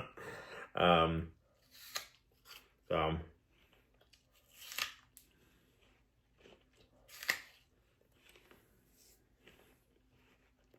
Okay. Finish our apple. And now, let's go. Try to, like, definitively. It's like 1:19. I need to go to bed soon. Let's beat Dragon Quest 2 right now. All right.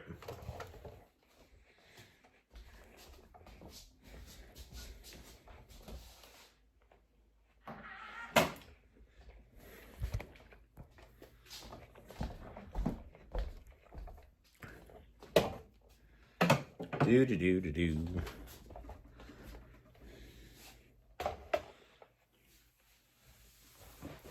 That's so dumb that it won't let you save after you beat the bad guy. All right.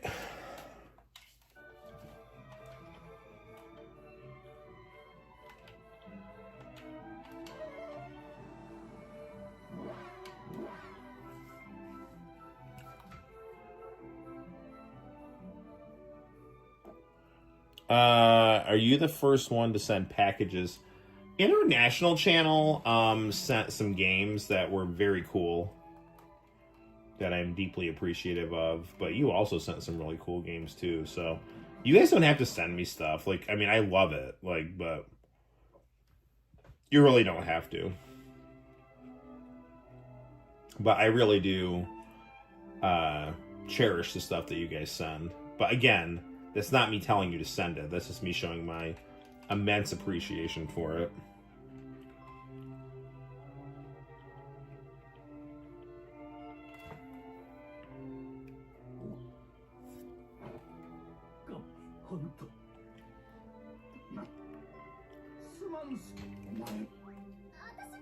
Who's my favorite basketball team and player? Michael Jordan is my all-time favorite basketball player, and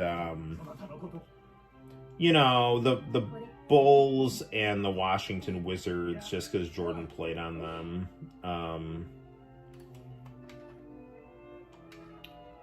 But again, I mean, I love Dennis Rodman too. Like, he's like super cool. I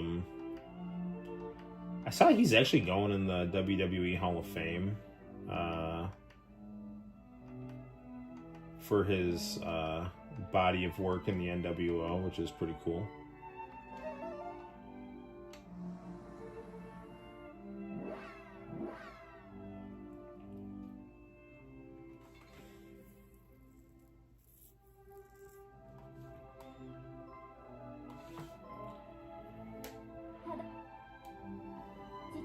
Alright, so what I'm doing right now is, like, last time what I did was, like, I took my main party characters back to their homes after, you know, all the stuff. And then I think there's things where you can go talk to just, like, everyone that you helped out through the game, but because I don't want to do it last time and have the system update and then me lose my progress, I think I'm just gonna go and see if I can get the credits now.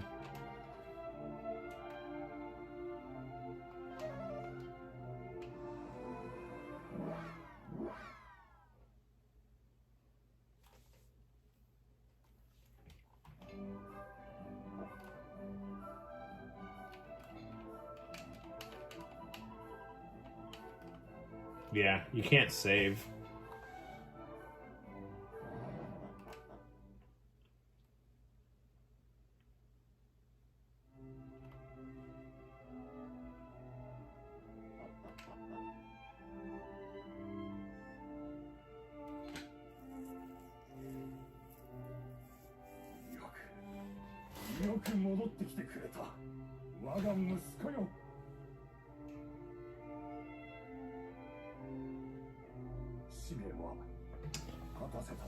As of right now, I don't think any other athlete besides Rodman is going in the Hall of Fame.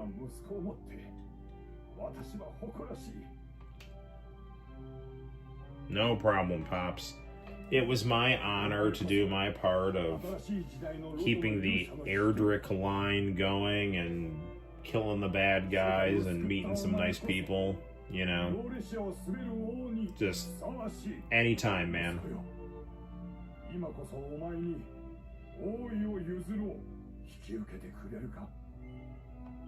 Yes, I will become the king.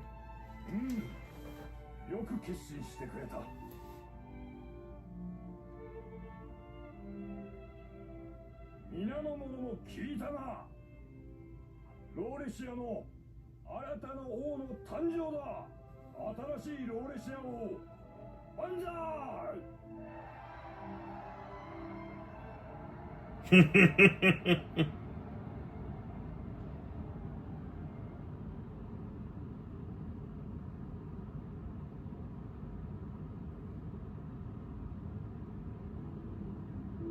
All right.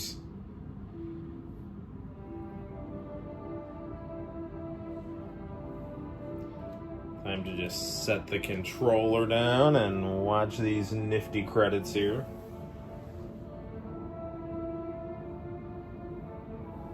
I hope more of the subscribers send you packages. Yeah, you know, I mean, it's all good.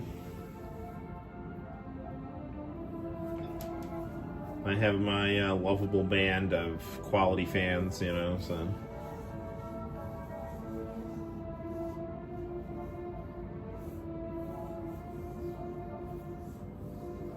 This was a fun game to play. Just a very quaint RPG, you know. Fun stuff. I love Akira Toriyama's designs and just the whole vibe of Dragon Quest. You know, and it was helpful having markers on the maps and things like that telling me where to go, you know, especially since I was in a hurry. You know, the Draki quest, you know, kind of gave me that safety net so that I didn't lose my progress, really. Yeah, quite enjoyable. You know, will in all likelihood at some point get to you know, 1 and 3 as well, or even maybe pop in some of the Famicom carts and see if I can knock those out. With the Retron 5, I can do save states, so you know, even if I need to just kind of save in a hurry or whatever, but you know.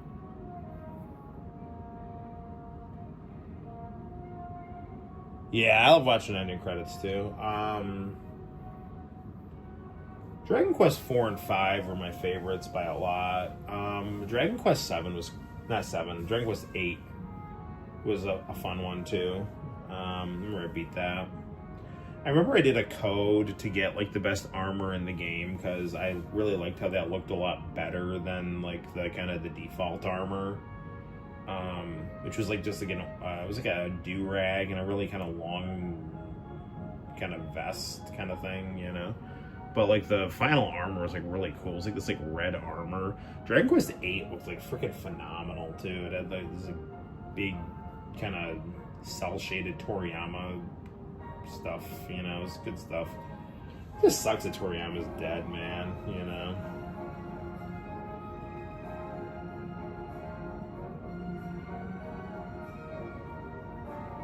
I wish the Dragon Quest 3 for the PlayStation that I had the like original game art on it, like the Switch one does, so.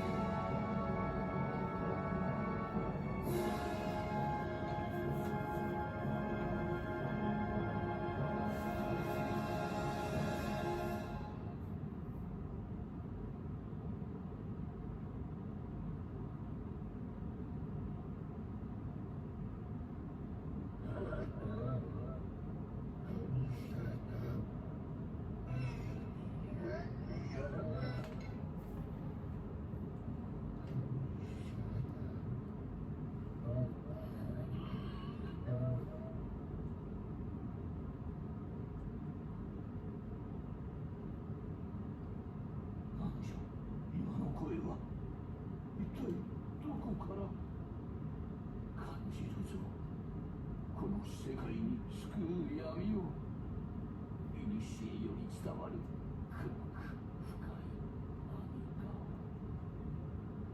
今一度あの者たちの訪問を待ちとしよう。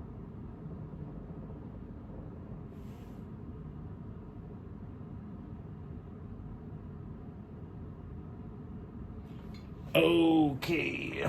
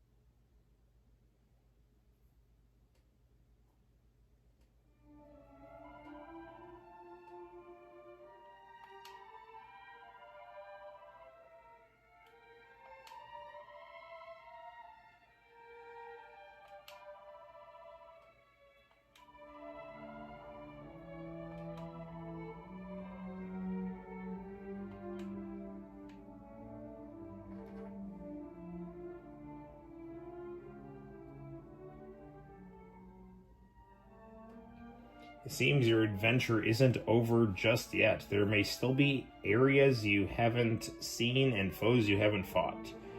Go out and explore every nook and cranny of the realm to make sure to... Sorry, you were sure to make some exciting discoveries.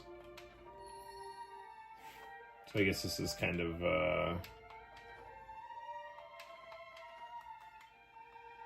you know, in,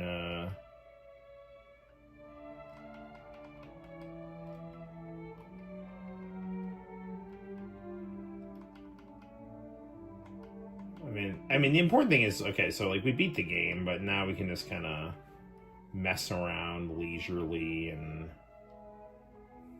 you know, do whatever. So, yeah, that's cool, right? So, I got this Disney Afternoon collection. I'm just kind of interested to maybe give this yeah, Toriyama, he's the man.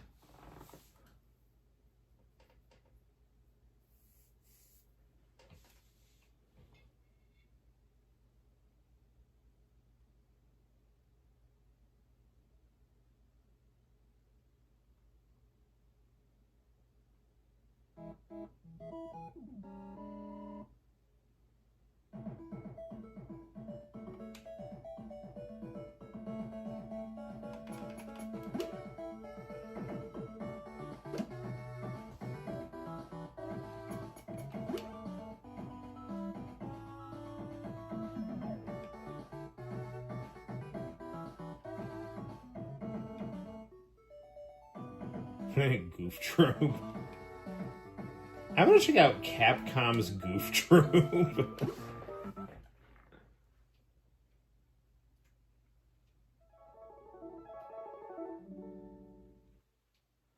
I want to fight Powerline as the final boss.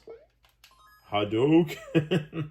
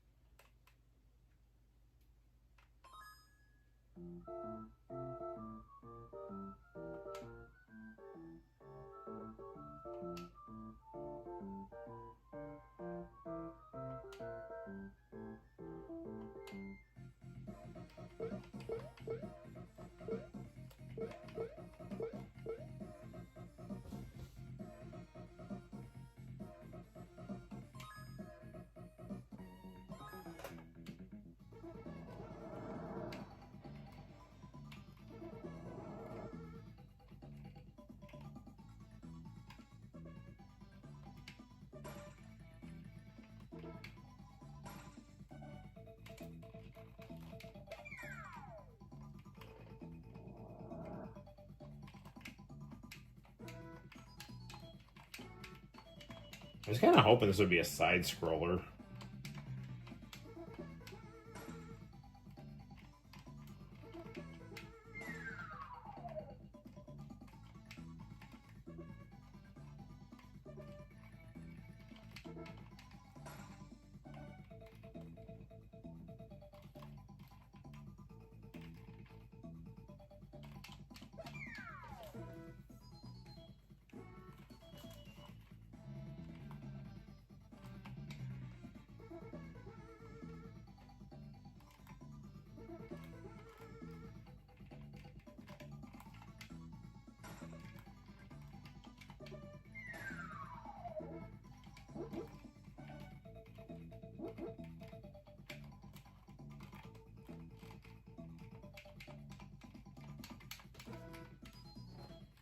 Yeah, it seems kind of weird.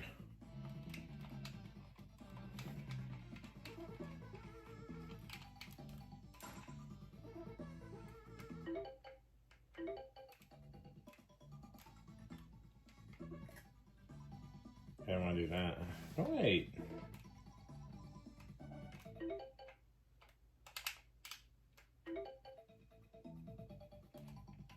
Can I, like, get back to the game menu here?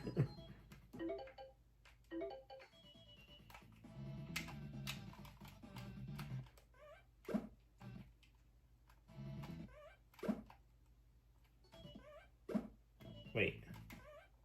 Okay.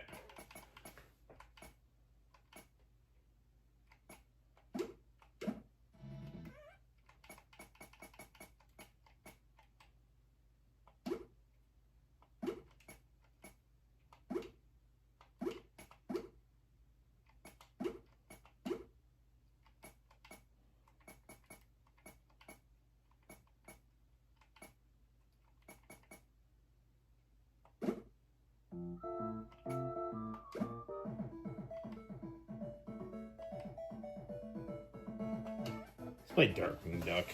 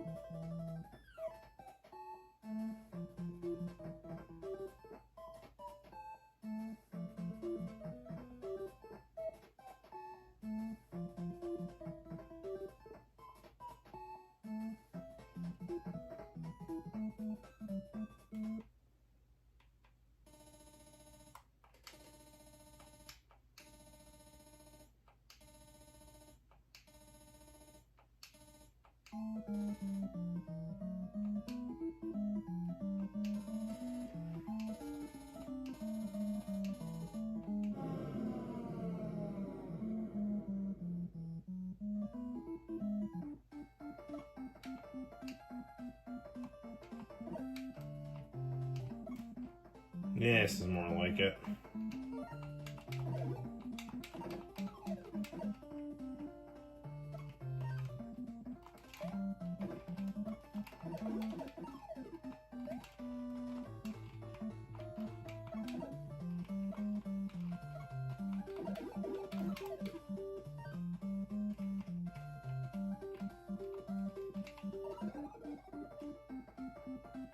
Oh, wait, did I die?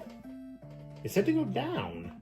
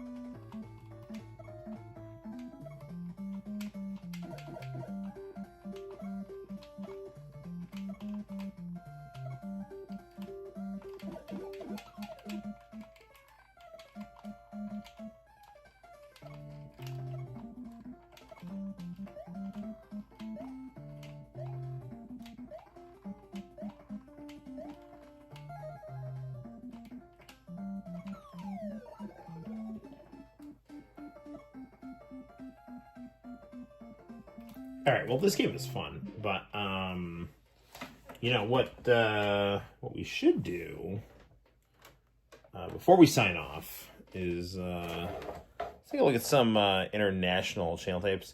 Am I a fan of K-pop Demon Hunters? My daughter loves K-pop Demon Hunters. I have not really watched much of it, other than just kind of the stuff that Serafina has, been, liking. Hang on a sec here. Okay. All right. Let's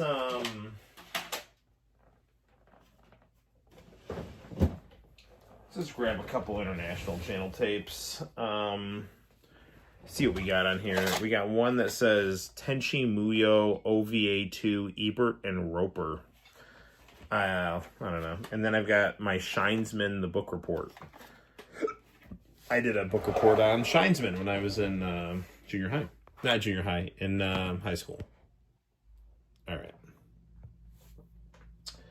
Okay. See what we got.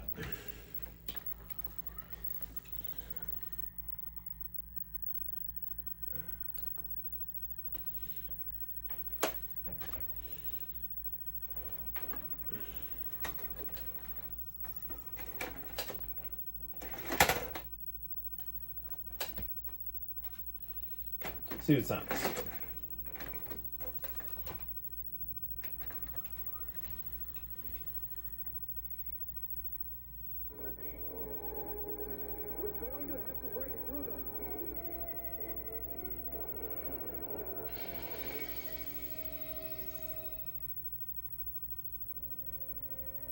Okay, OG Gundam. Let me rewind this and see.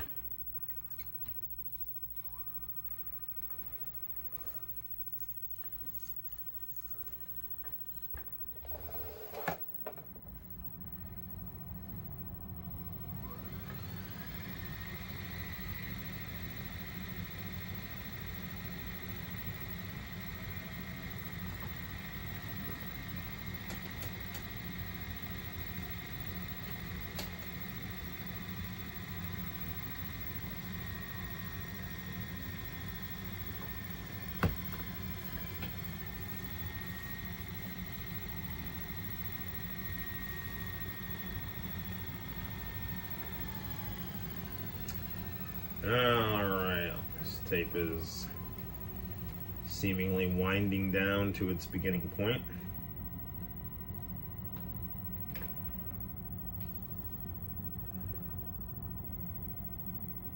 Donald Leslie Orville. Ever since I have known you, Why is Third Rock from the Sun on this?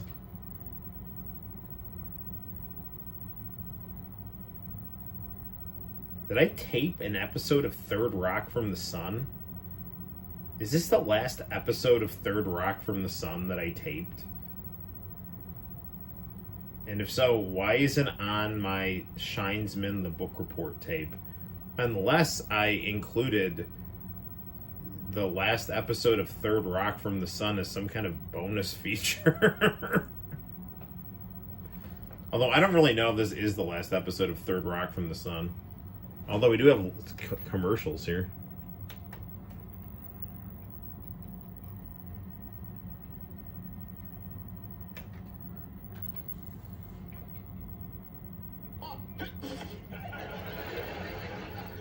What happened? We have to go home. Number of humans currently inhabiting planet Earth, 6 billion. Number of alien life forms rapidly breeding. Mazel it's a boy. A lot more. Could you repeat that? Shouldn't we tell me, Dudley? Absolutely not. I know those people. On June 8th, Let's save the world. our numbers are You're the man. You're the man. from Ivan Reitman, the director of Ghostbusters. That's like a big loogie. Evolution, rated PG-13.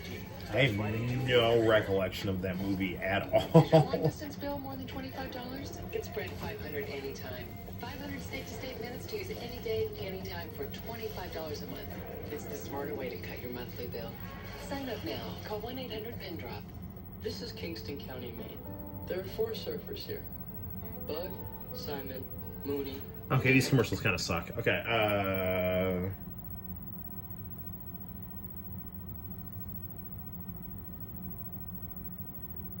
Governor George Pataki.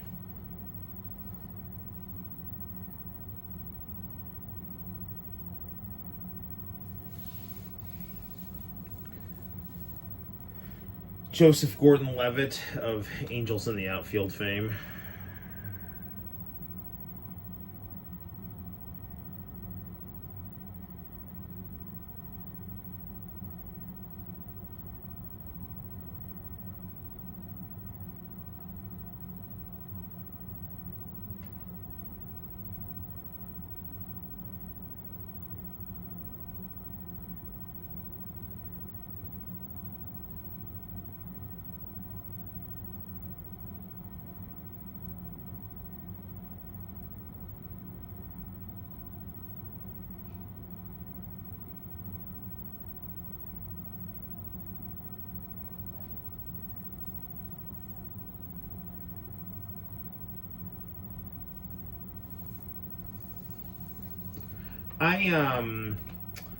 I'm never really a fan of like the last episode of like sitcoms. Number one, they're just kind of sad, but like the best way to end them, I think, is to just kind of leave it open so that, you know, we just kind of, you know, just kind of keep the good times going, you know.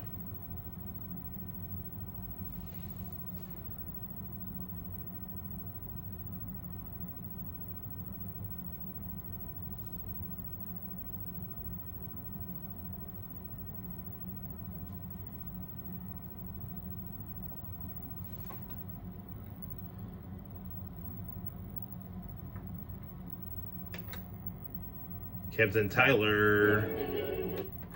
So I think what I did was, I think I just taped over stuff on this tape.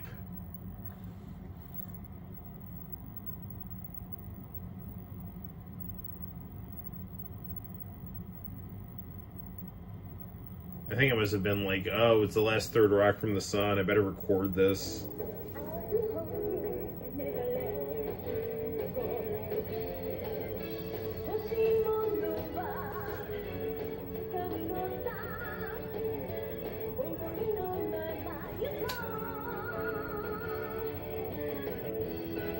King of Queens was very good. I didn't see as much of Everybody Loves Raymond, but I thought King of Queens was funny. Kevin James went to SUNY Cortland, where I went to school.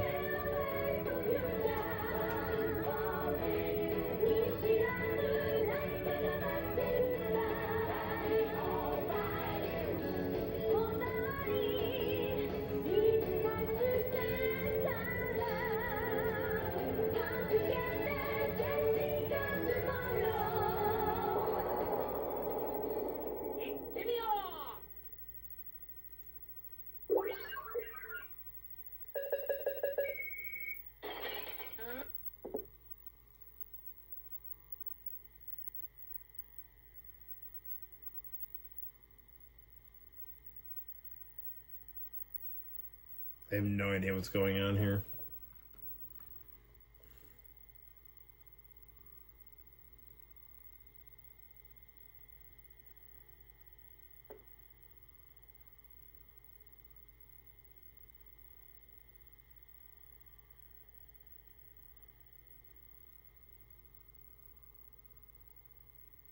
Like, seriously, I don't know what's going on.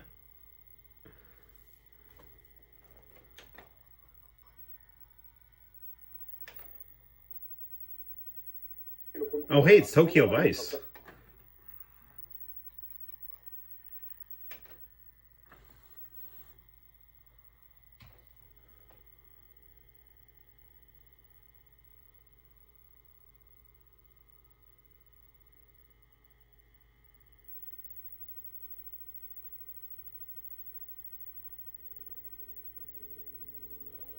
Okay, so all right, I think I know what this is here. So I think there might have been like just space at the start of this tape.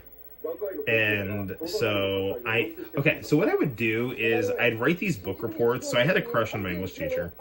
So I'd write these like book reports. And then I'd include these like VHS montage things and of like stuff that was thematically connected to the book reports. And so I did a report on the Shinesman OVA. And I think I made like a preview of the start of Tokyo Vice.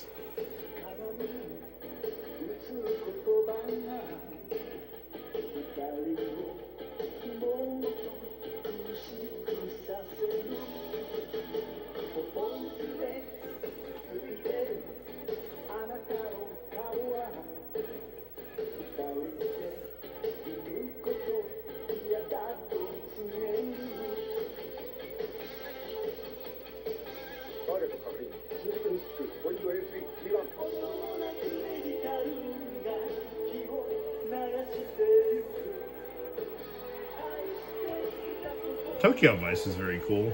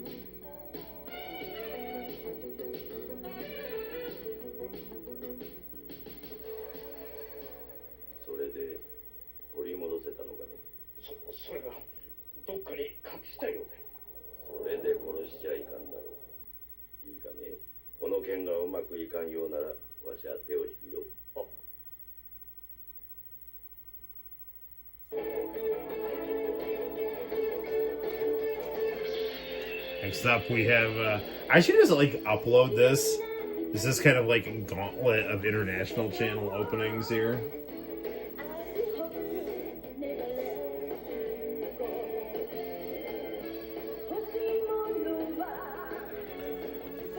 I really do need to go to bed pretty soon, though. It's almost 2 o'clock in the morning here on the East Coast.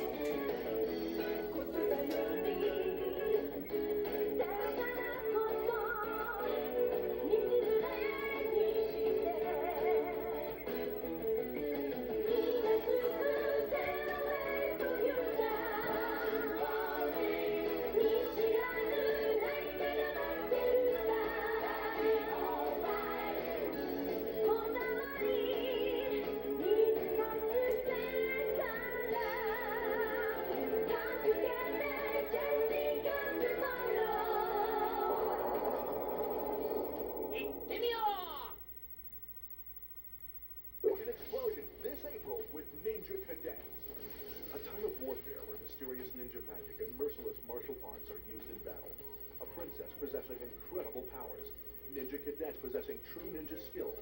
The assignment: sneak into Byakuru Castle and steal a secret scroll. With mercenaries on their trail, will the mission be completed? Ninja Cadets was so cool. 1 a.m. Eastern, 10 p.m. Pacific. It's a Japanese action explosion, only on International Channel.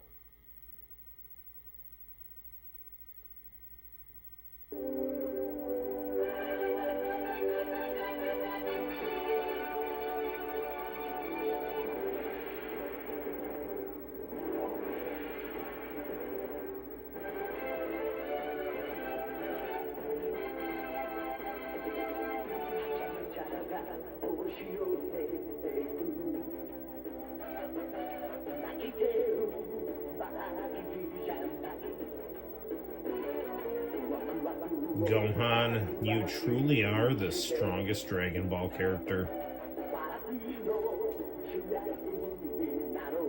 I still have that Captain Tyler book you gave me. It's good stuff, man.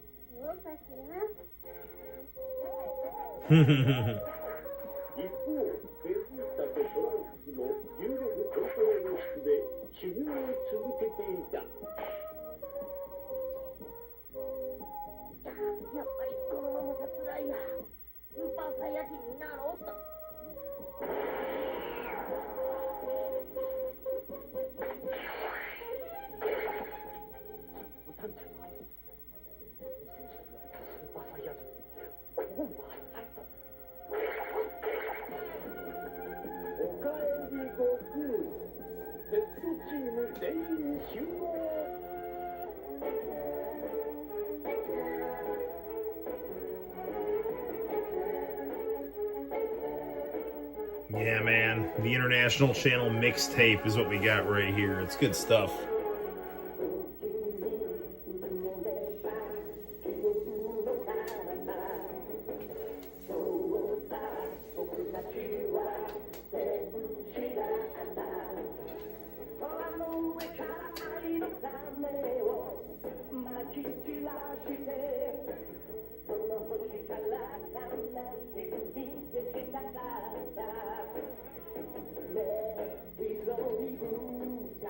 I'm really happy that before Akira Toriyama died, he basically, you know, made Gohan the strongest character and made like a version of Dragon Ball GT that was way better than the original Dragon Ball GT in the form of Daima.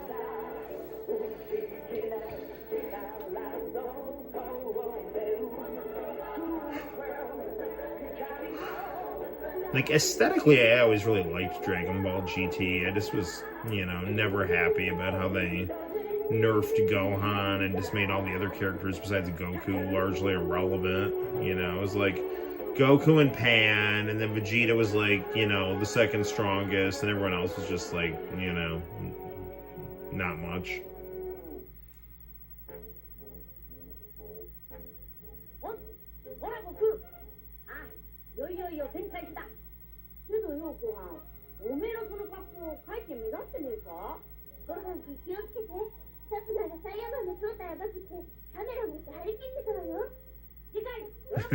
This episode, I loved all this Saiyaman stuff, you know, it was mostly, it's like, you know, there's cool stuff, but it was funny.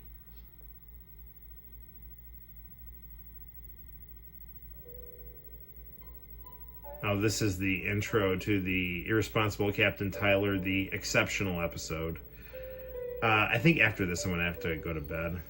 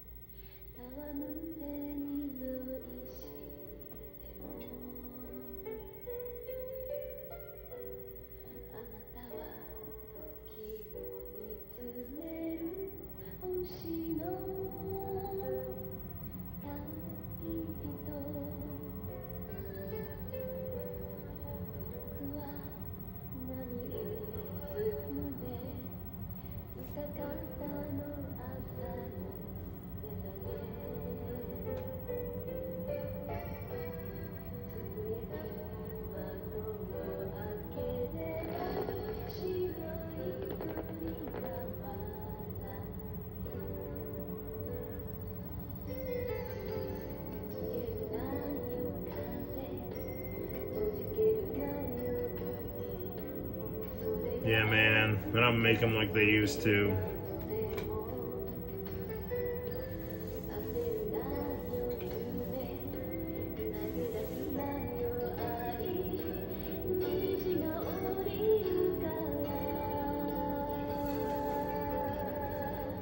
You're a national channel forever, man.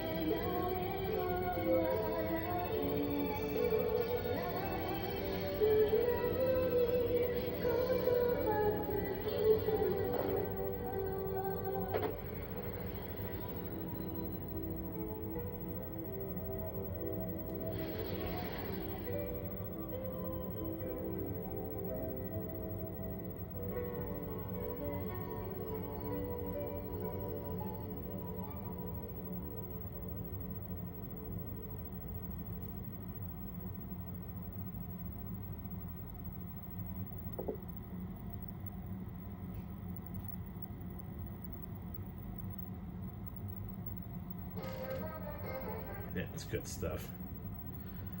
What do I have next? If the wrong's done by all Earthians, Earthian. Earth will be destroyed. A pair of angelic investigators are sent to examine the Earthians. The fate of all humanity rests in their hands. But now, with angels watching, every sin brings the Earth closer to destruction. Don't miss Earthian, episodes 1 and 2, Friday at 1 a.m. Eastern, 10 p.m. Pacific. It's a Japanese action explosion, only on International Channel.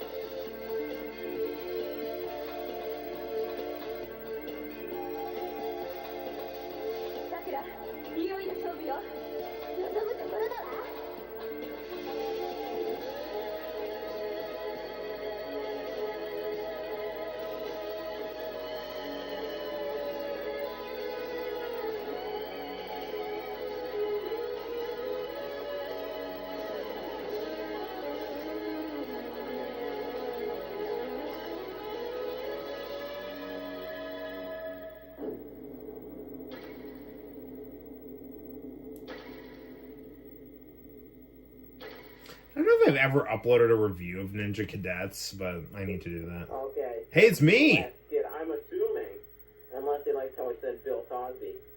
Okay, now, getting to our next guest. Now, Bill couldn't be here, but we have him live via satellite. Here he is, Bill Cosby. You might remember him from such TV shows, like I was saying, as the original Bill Cosby Show. Let's look at a clip here.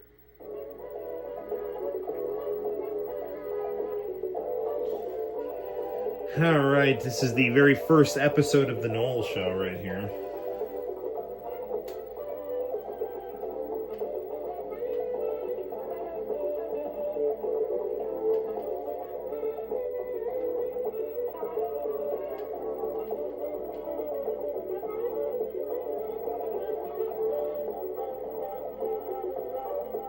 It's Yume, it's not Sakura.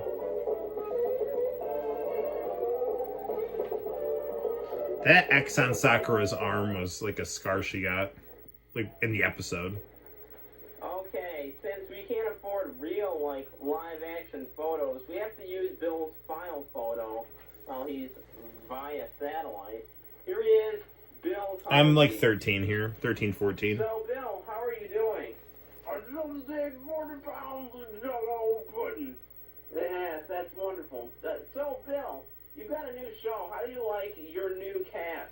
I hate them all. Then Dougie Dog asked you to cover him in gravy and put him in a pie. Yes, you know, that raisin of yours would go quite good with the gravy. Yes, she would, wouldn't she? My director's telling me to cut now and go to the next guest. We'll be right back after these commercial messages. Oh, thank you. Wow, powerful stuff. Oh man, it's another irresponsible Captain Tyler thing. I want to go to bed, but I can't. It's just like one of the things, like, I just keep seeing stuff on this tape I want to see. These were the weird, not funny Tyler OVAs.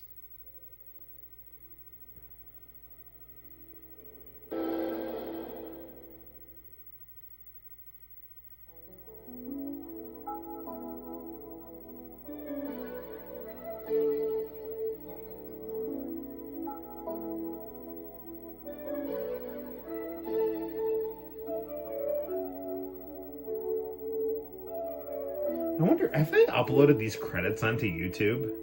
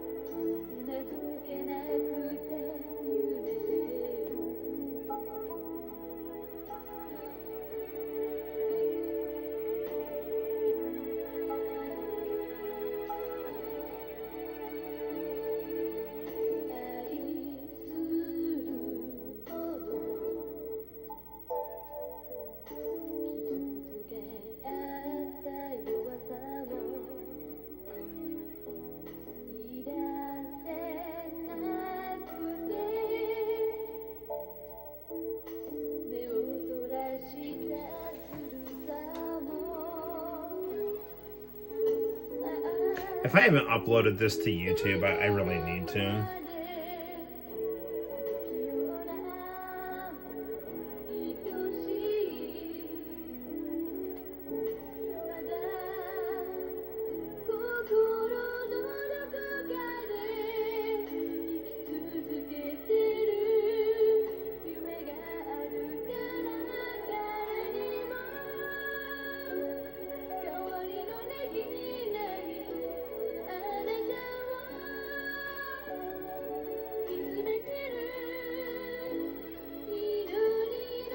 I just think it's obvious, like, the way that they made it look like it was Yume, you know, plus that really tough ninja guy who seems to know shit is, like, very protective of Yume.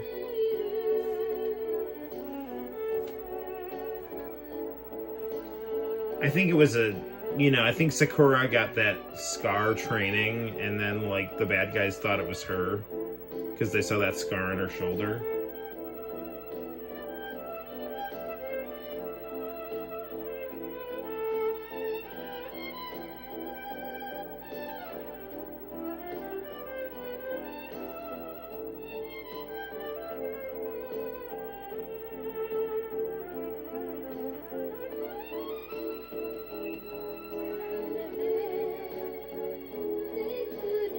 This song was the best part of these character OVAs. I just remember, like, they weren't funny. They were, like, interesting looking. And, you know, like, it had, like, the characters and stuff, but it didn't have the kind of lightheartedness of the TV series.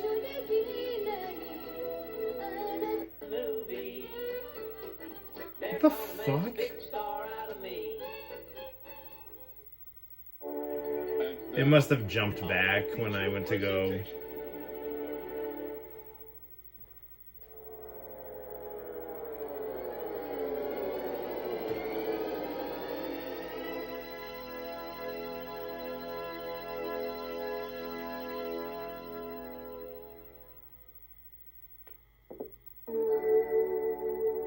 So this is going to be the Shinesman OVA right here.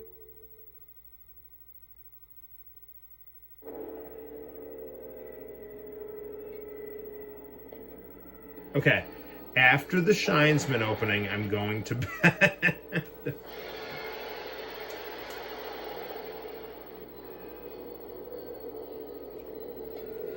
Yeah, Tyler is, I think, better than the recent Star Treks for sure.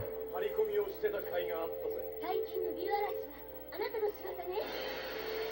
サインズマンレーサインズマンモスグリーンサインズマングレーサインズマンセピアサインズマンサーモンピー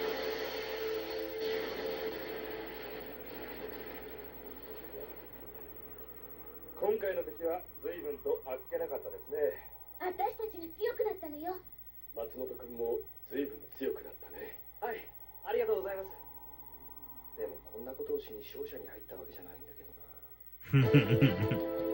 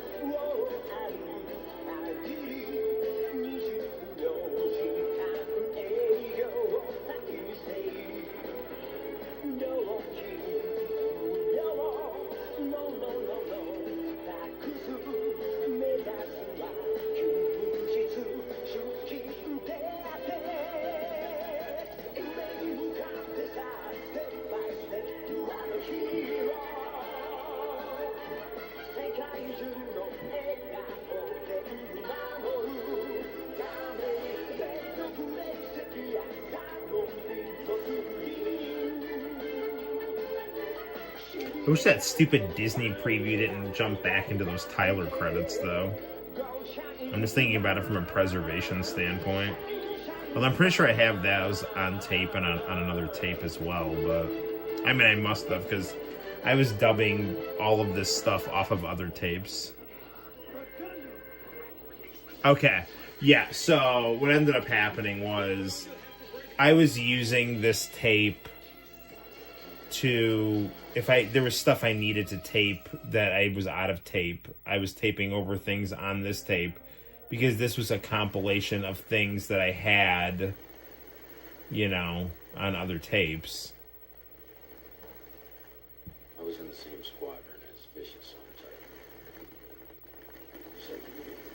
Cowboy Bebop. Okay, I gotta go to bed. All right, this has been fun though. Nothing keeps me awake more than quality international channel tapes. So there we have it, guys. It is after 2 o'clock in the morning, and I need to go to bed. So hopefully you've enjoyed this stream. It's been a longer one. We don't normally do streams this long, recently. So, but yeah, a good international channel tape will do that. So. We beat Dragon Quest 2, and we saw some international channel stuff, and now I'm going to catch some Z's. You guys rest well, too.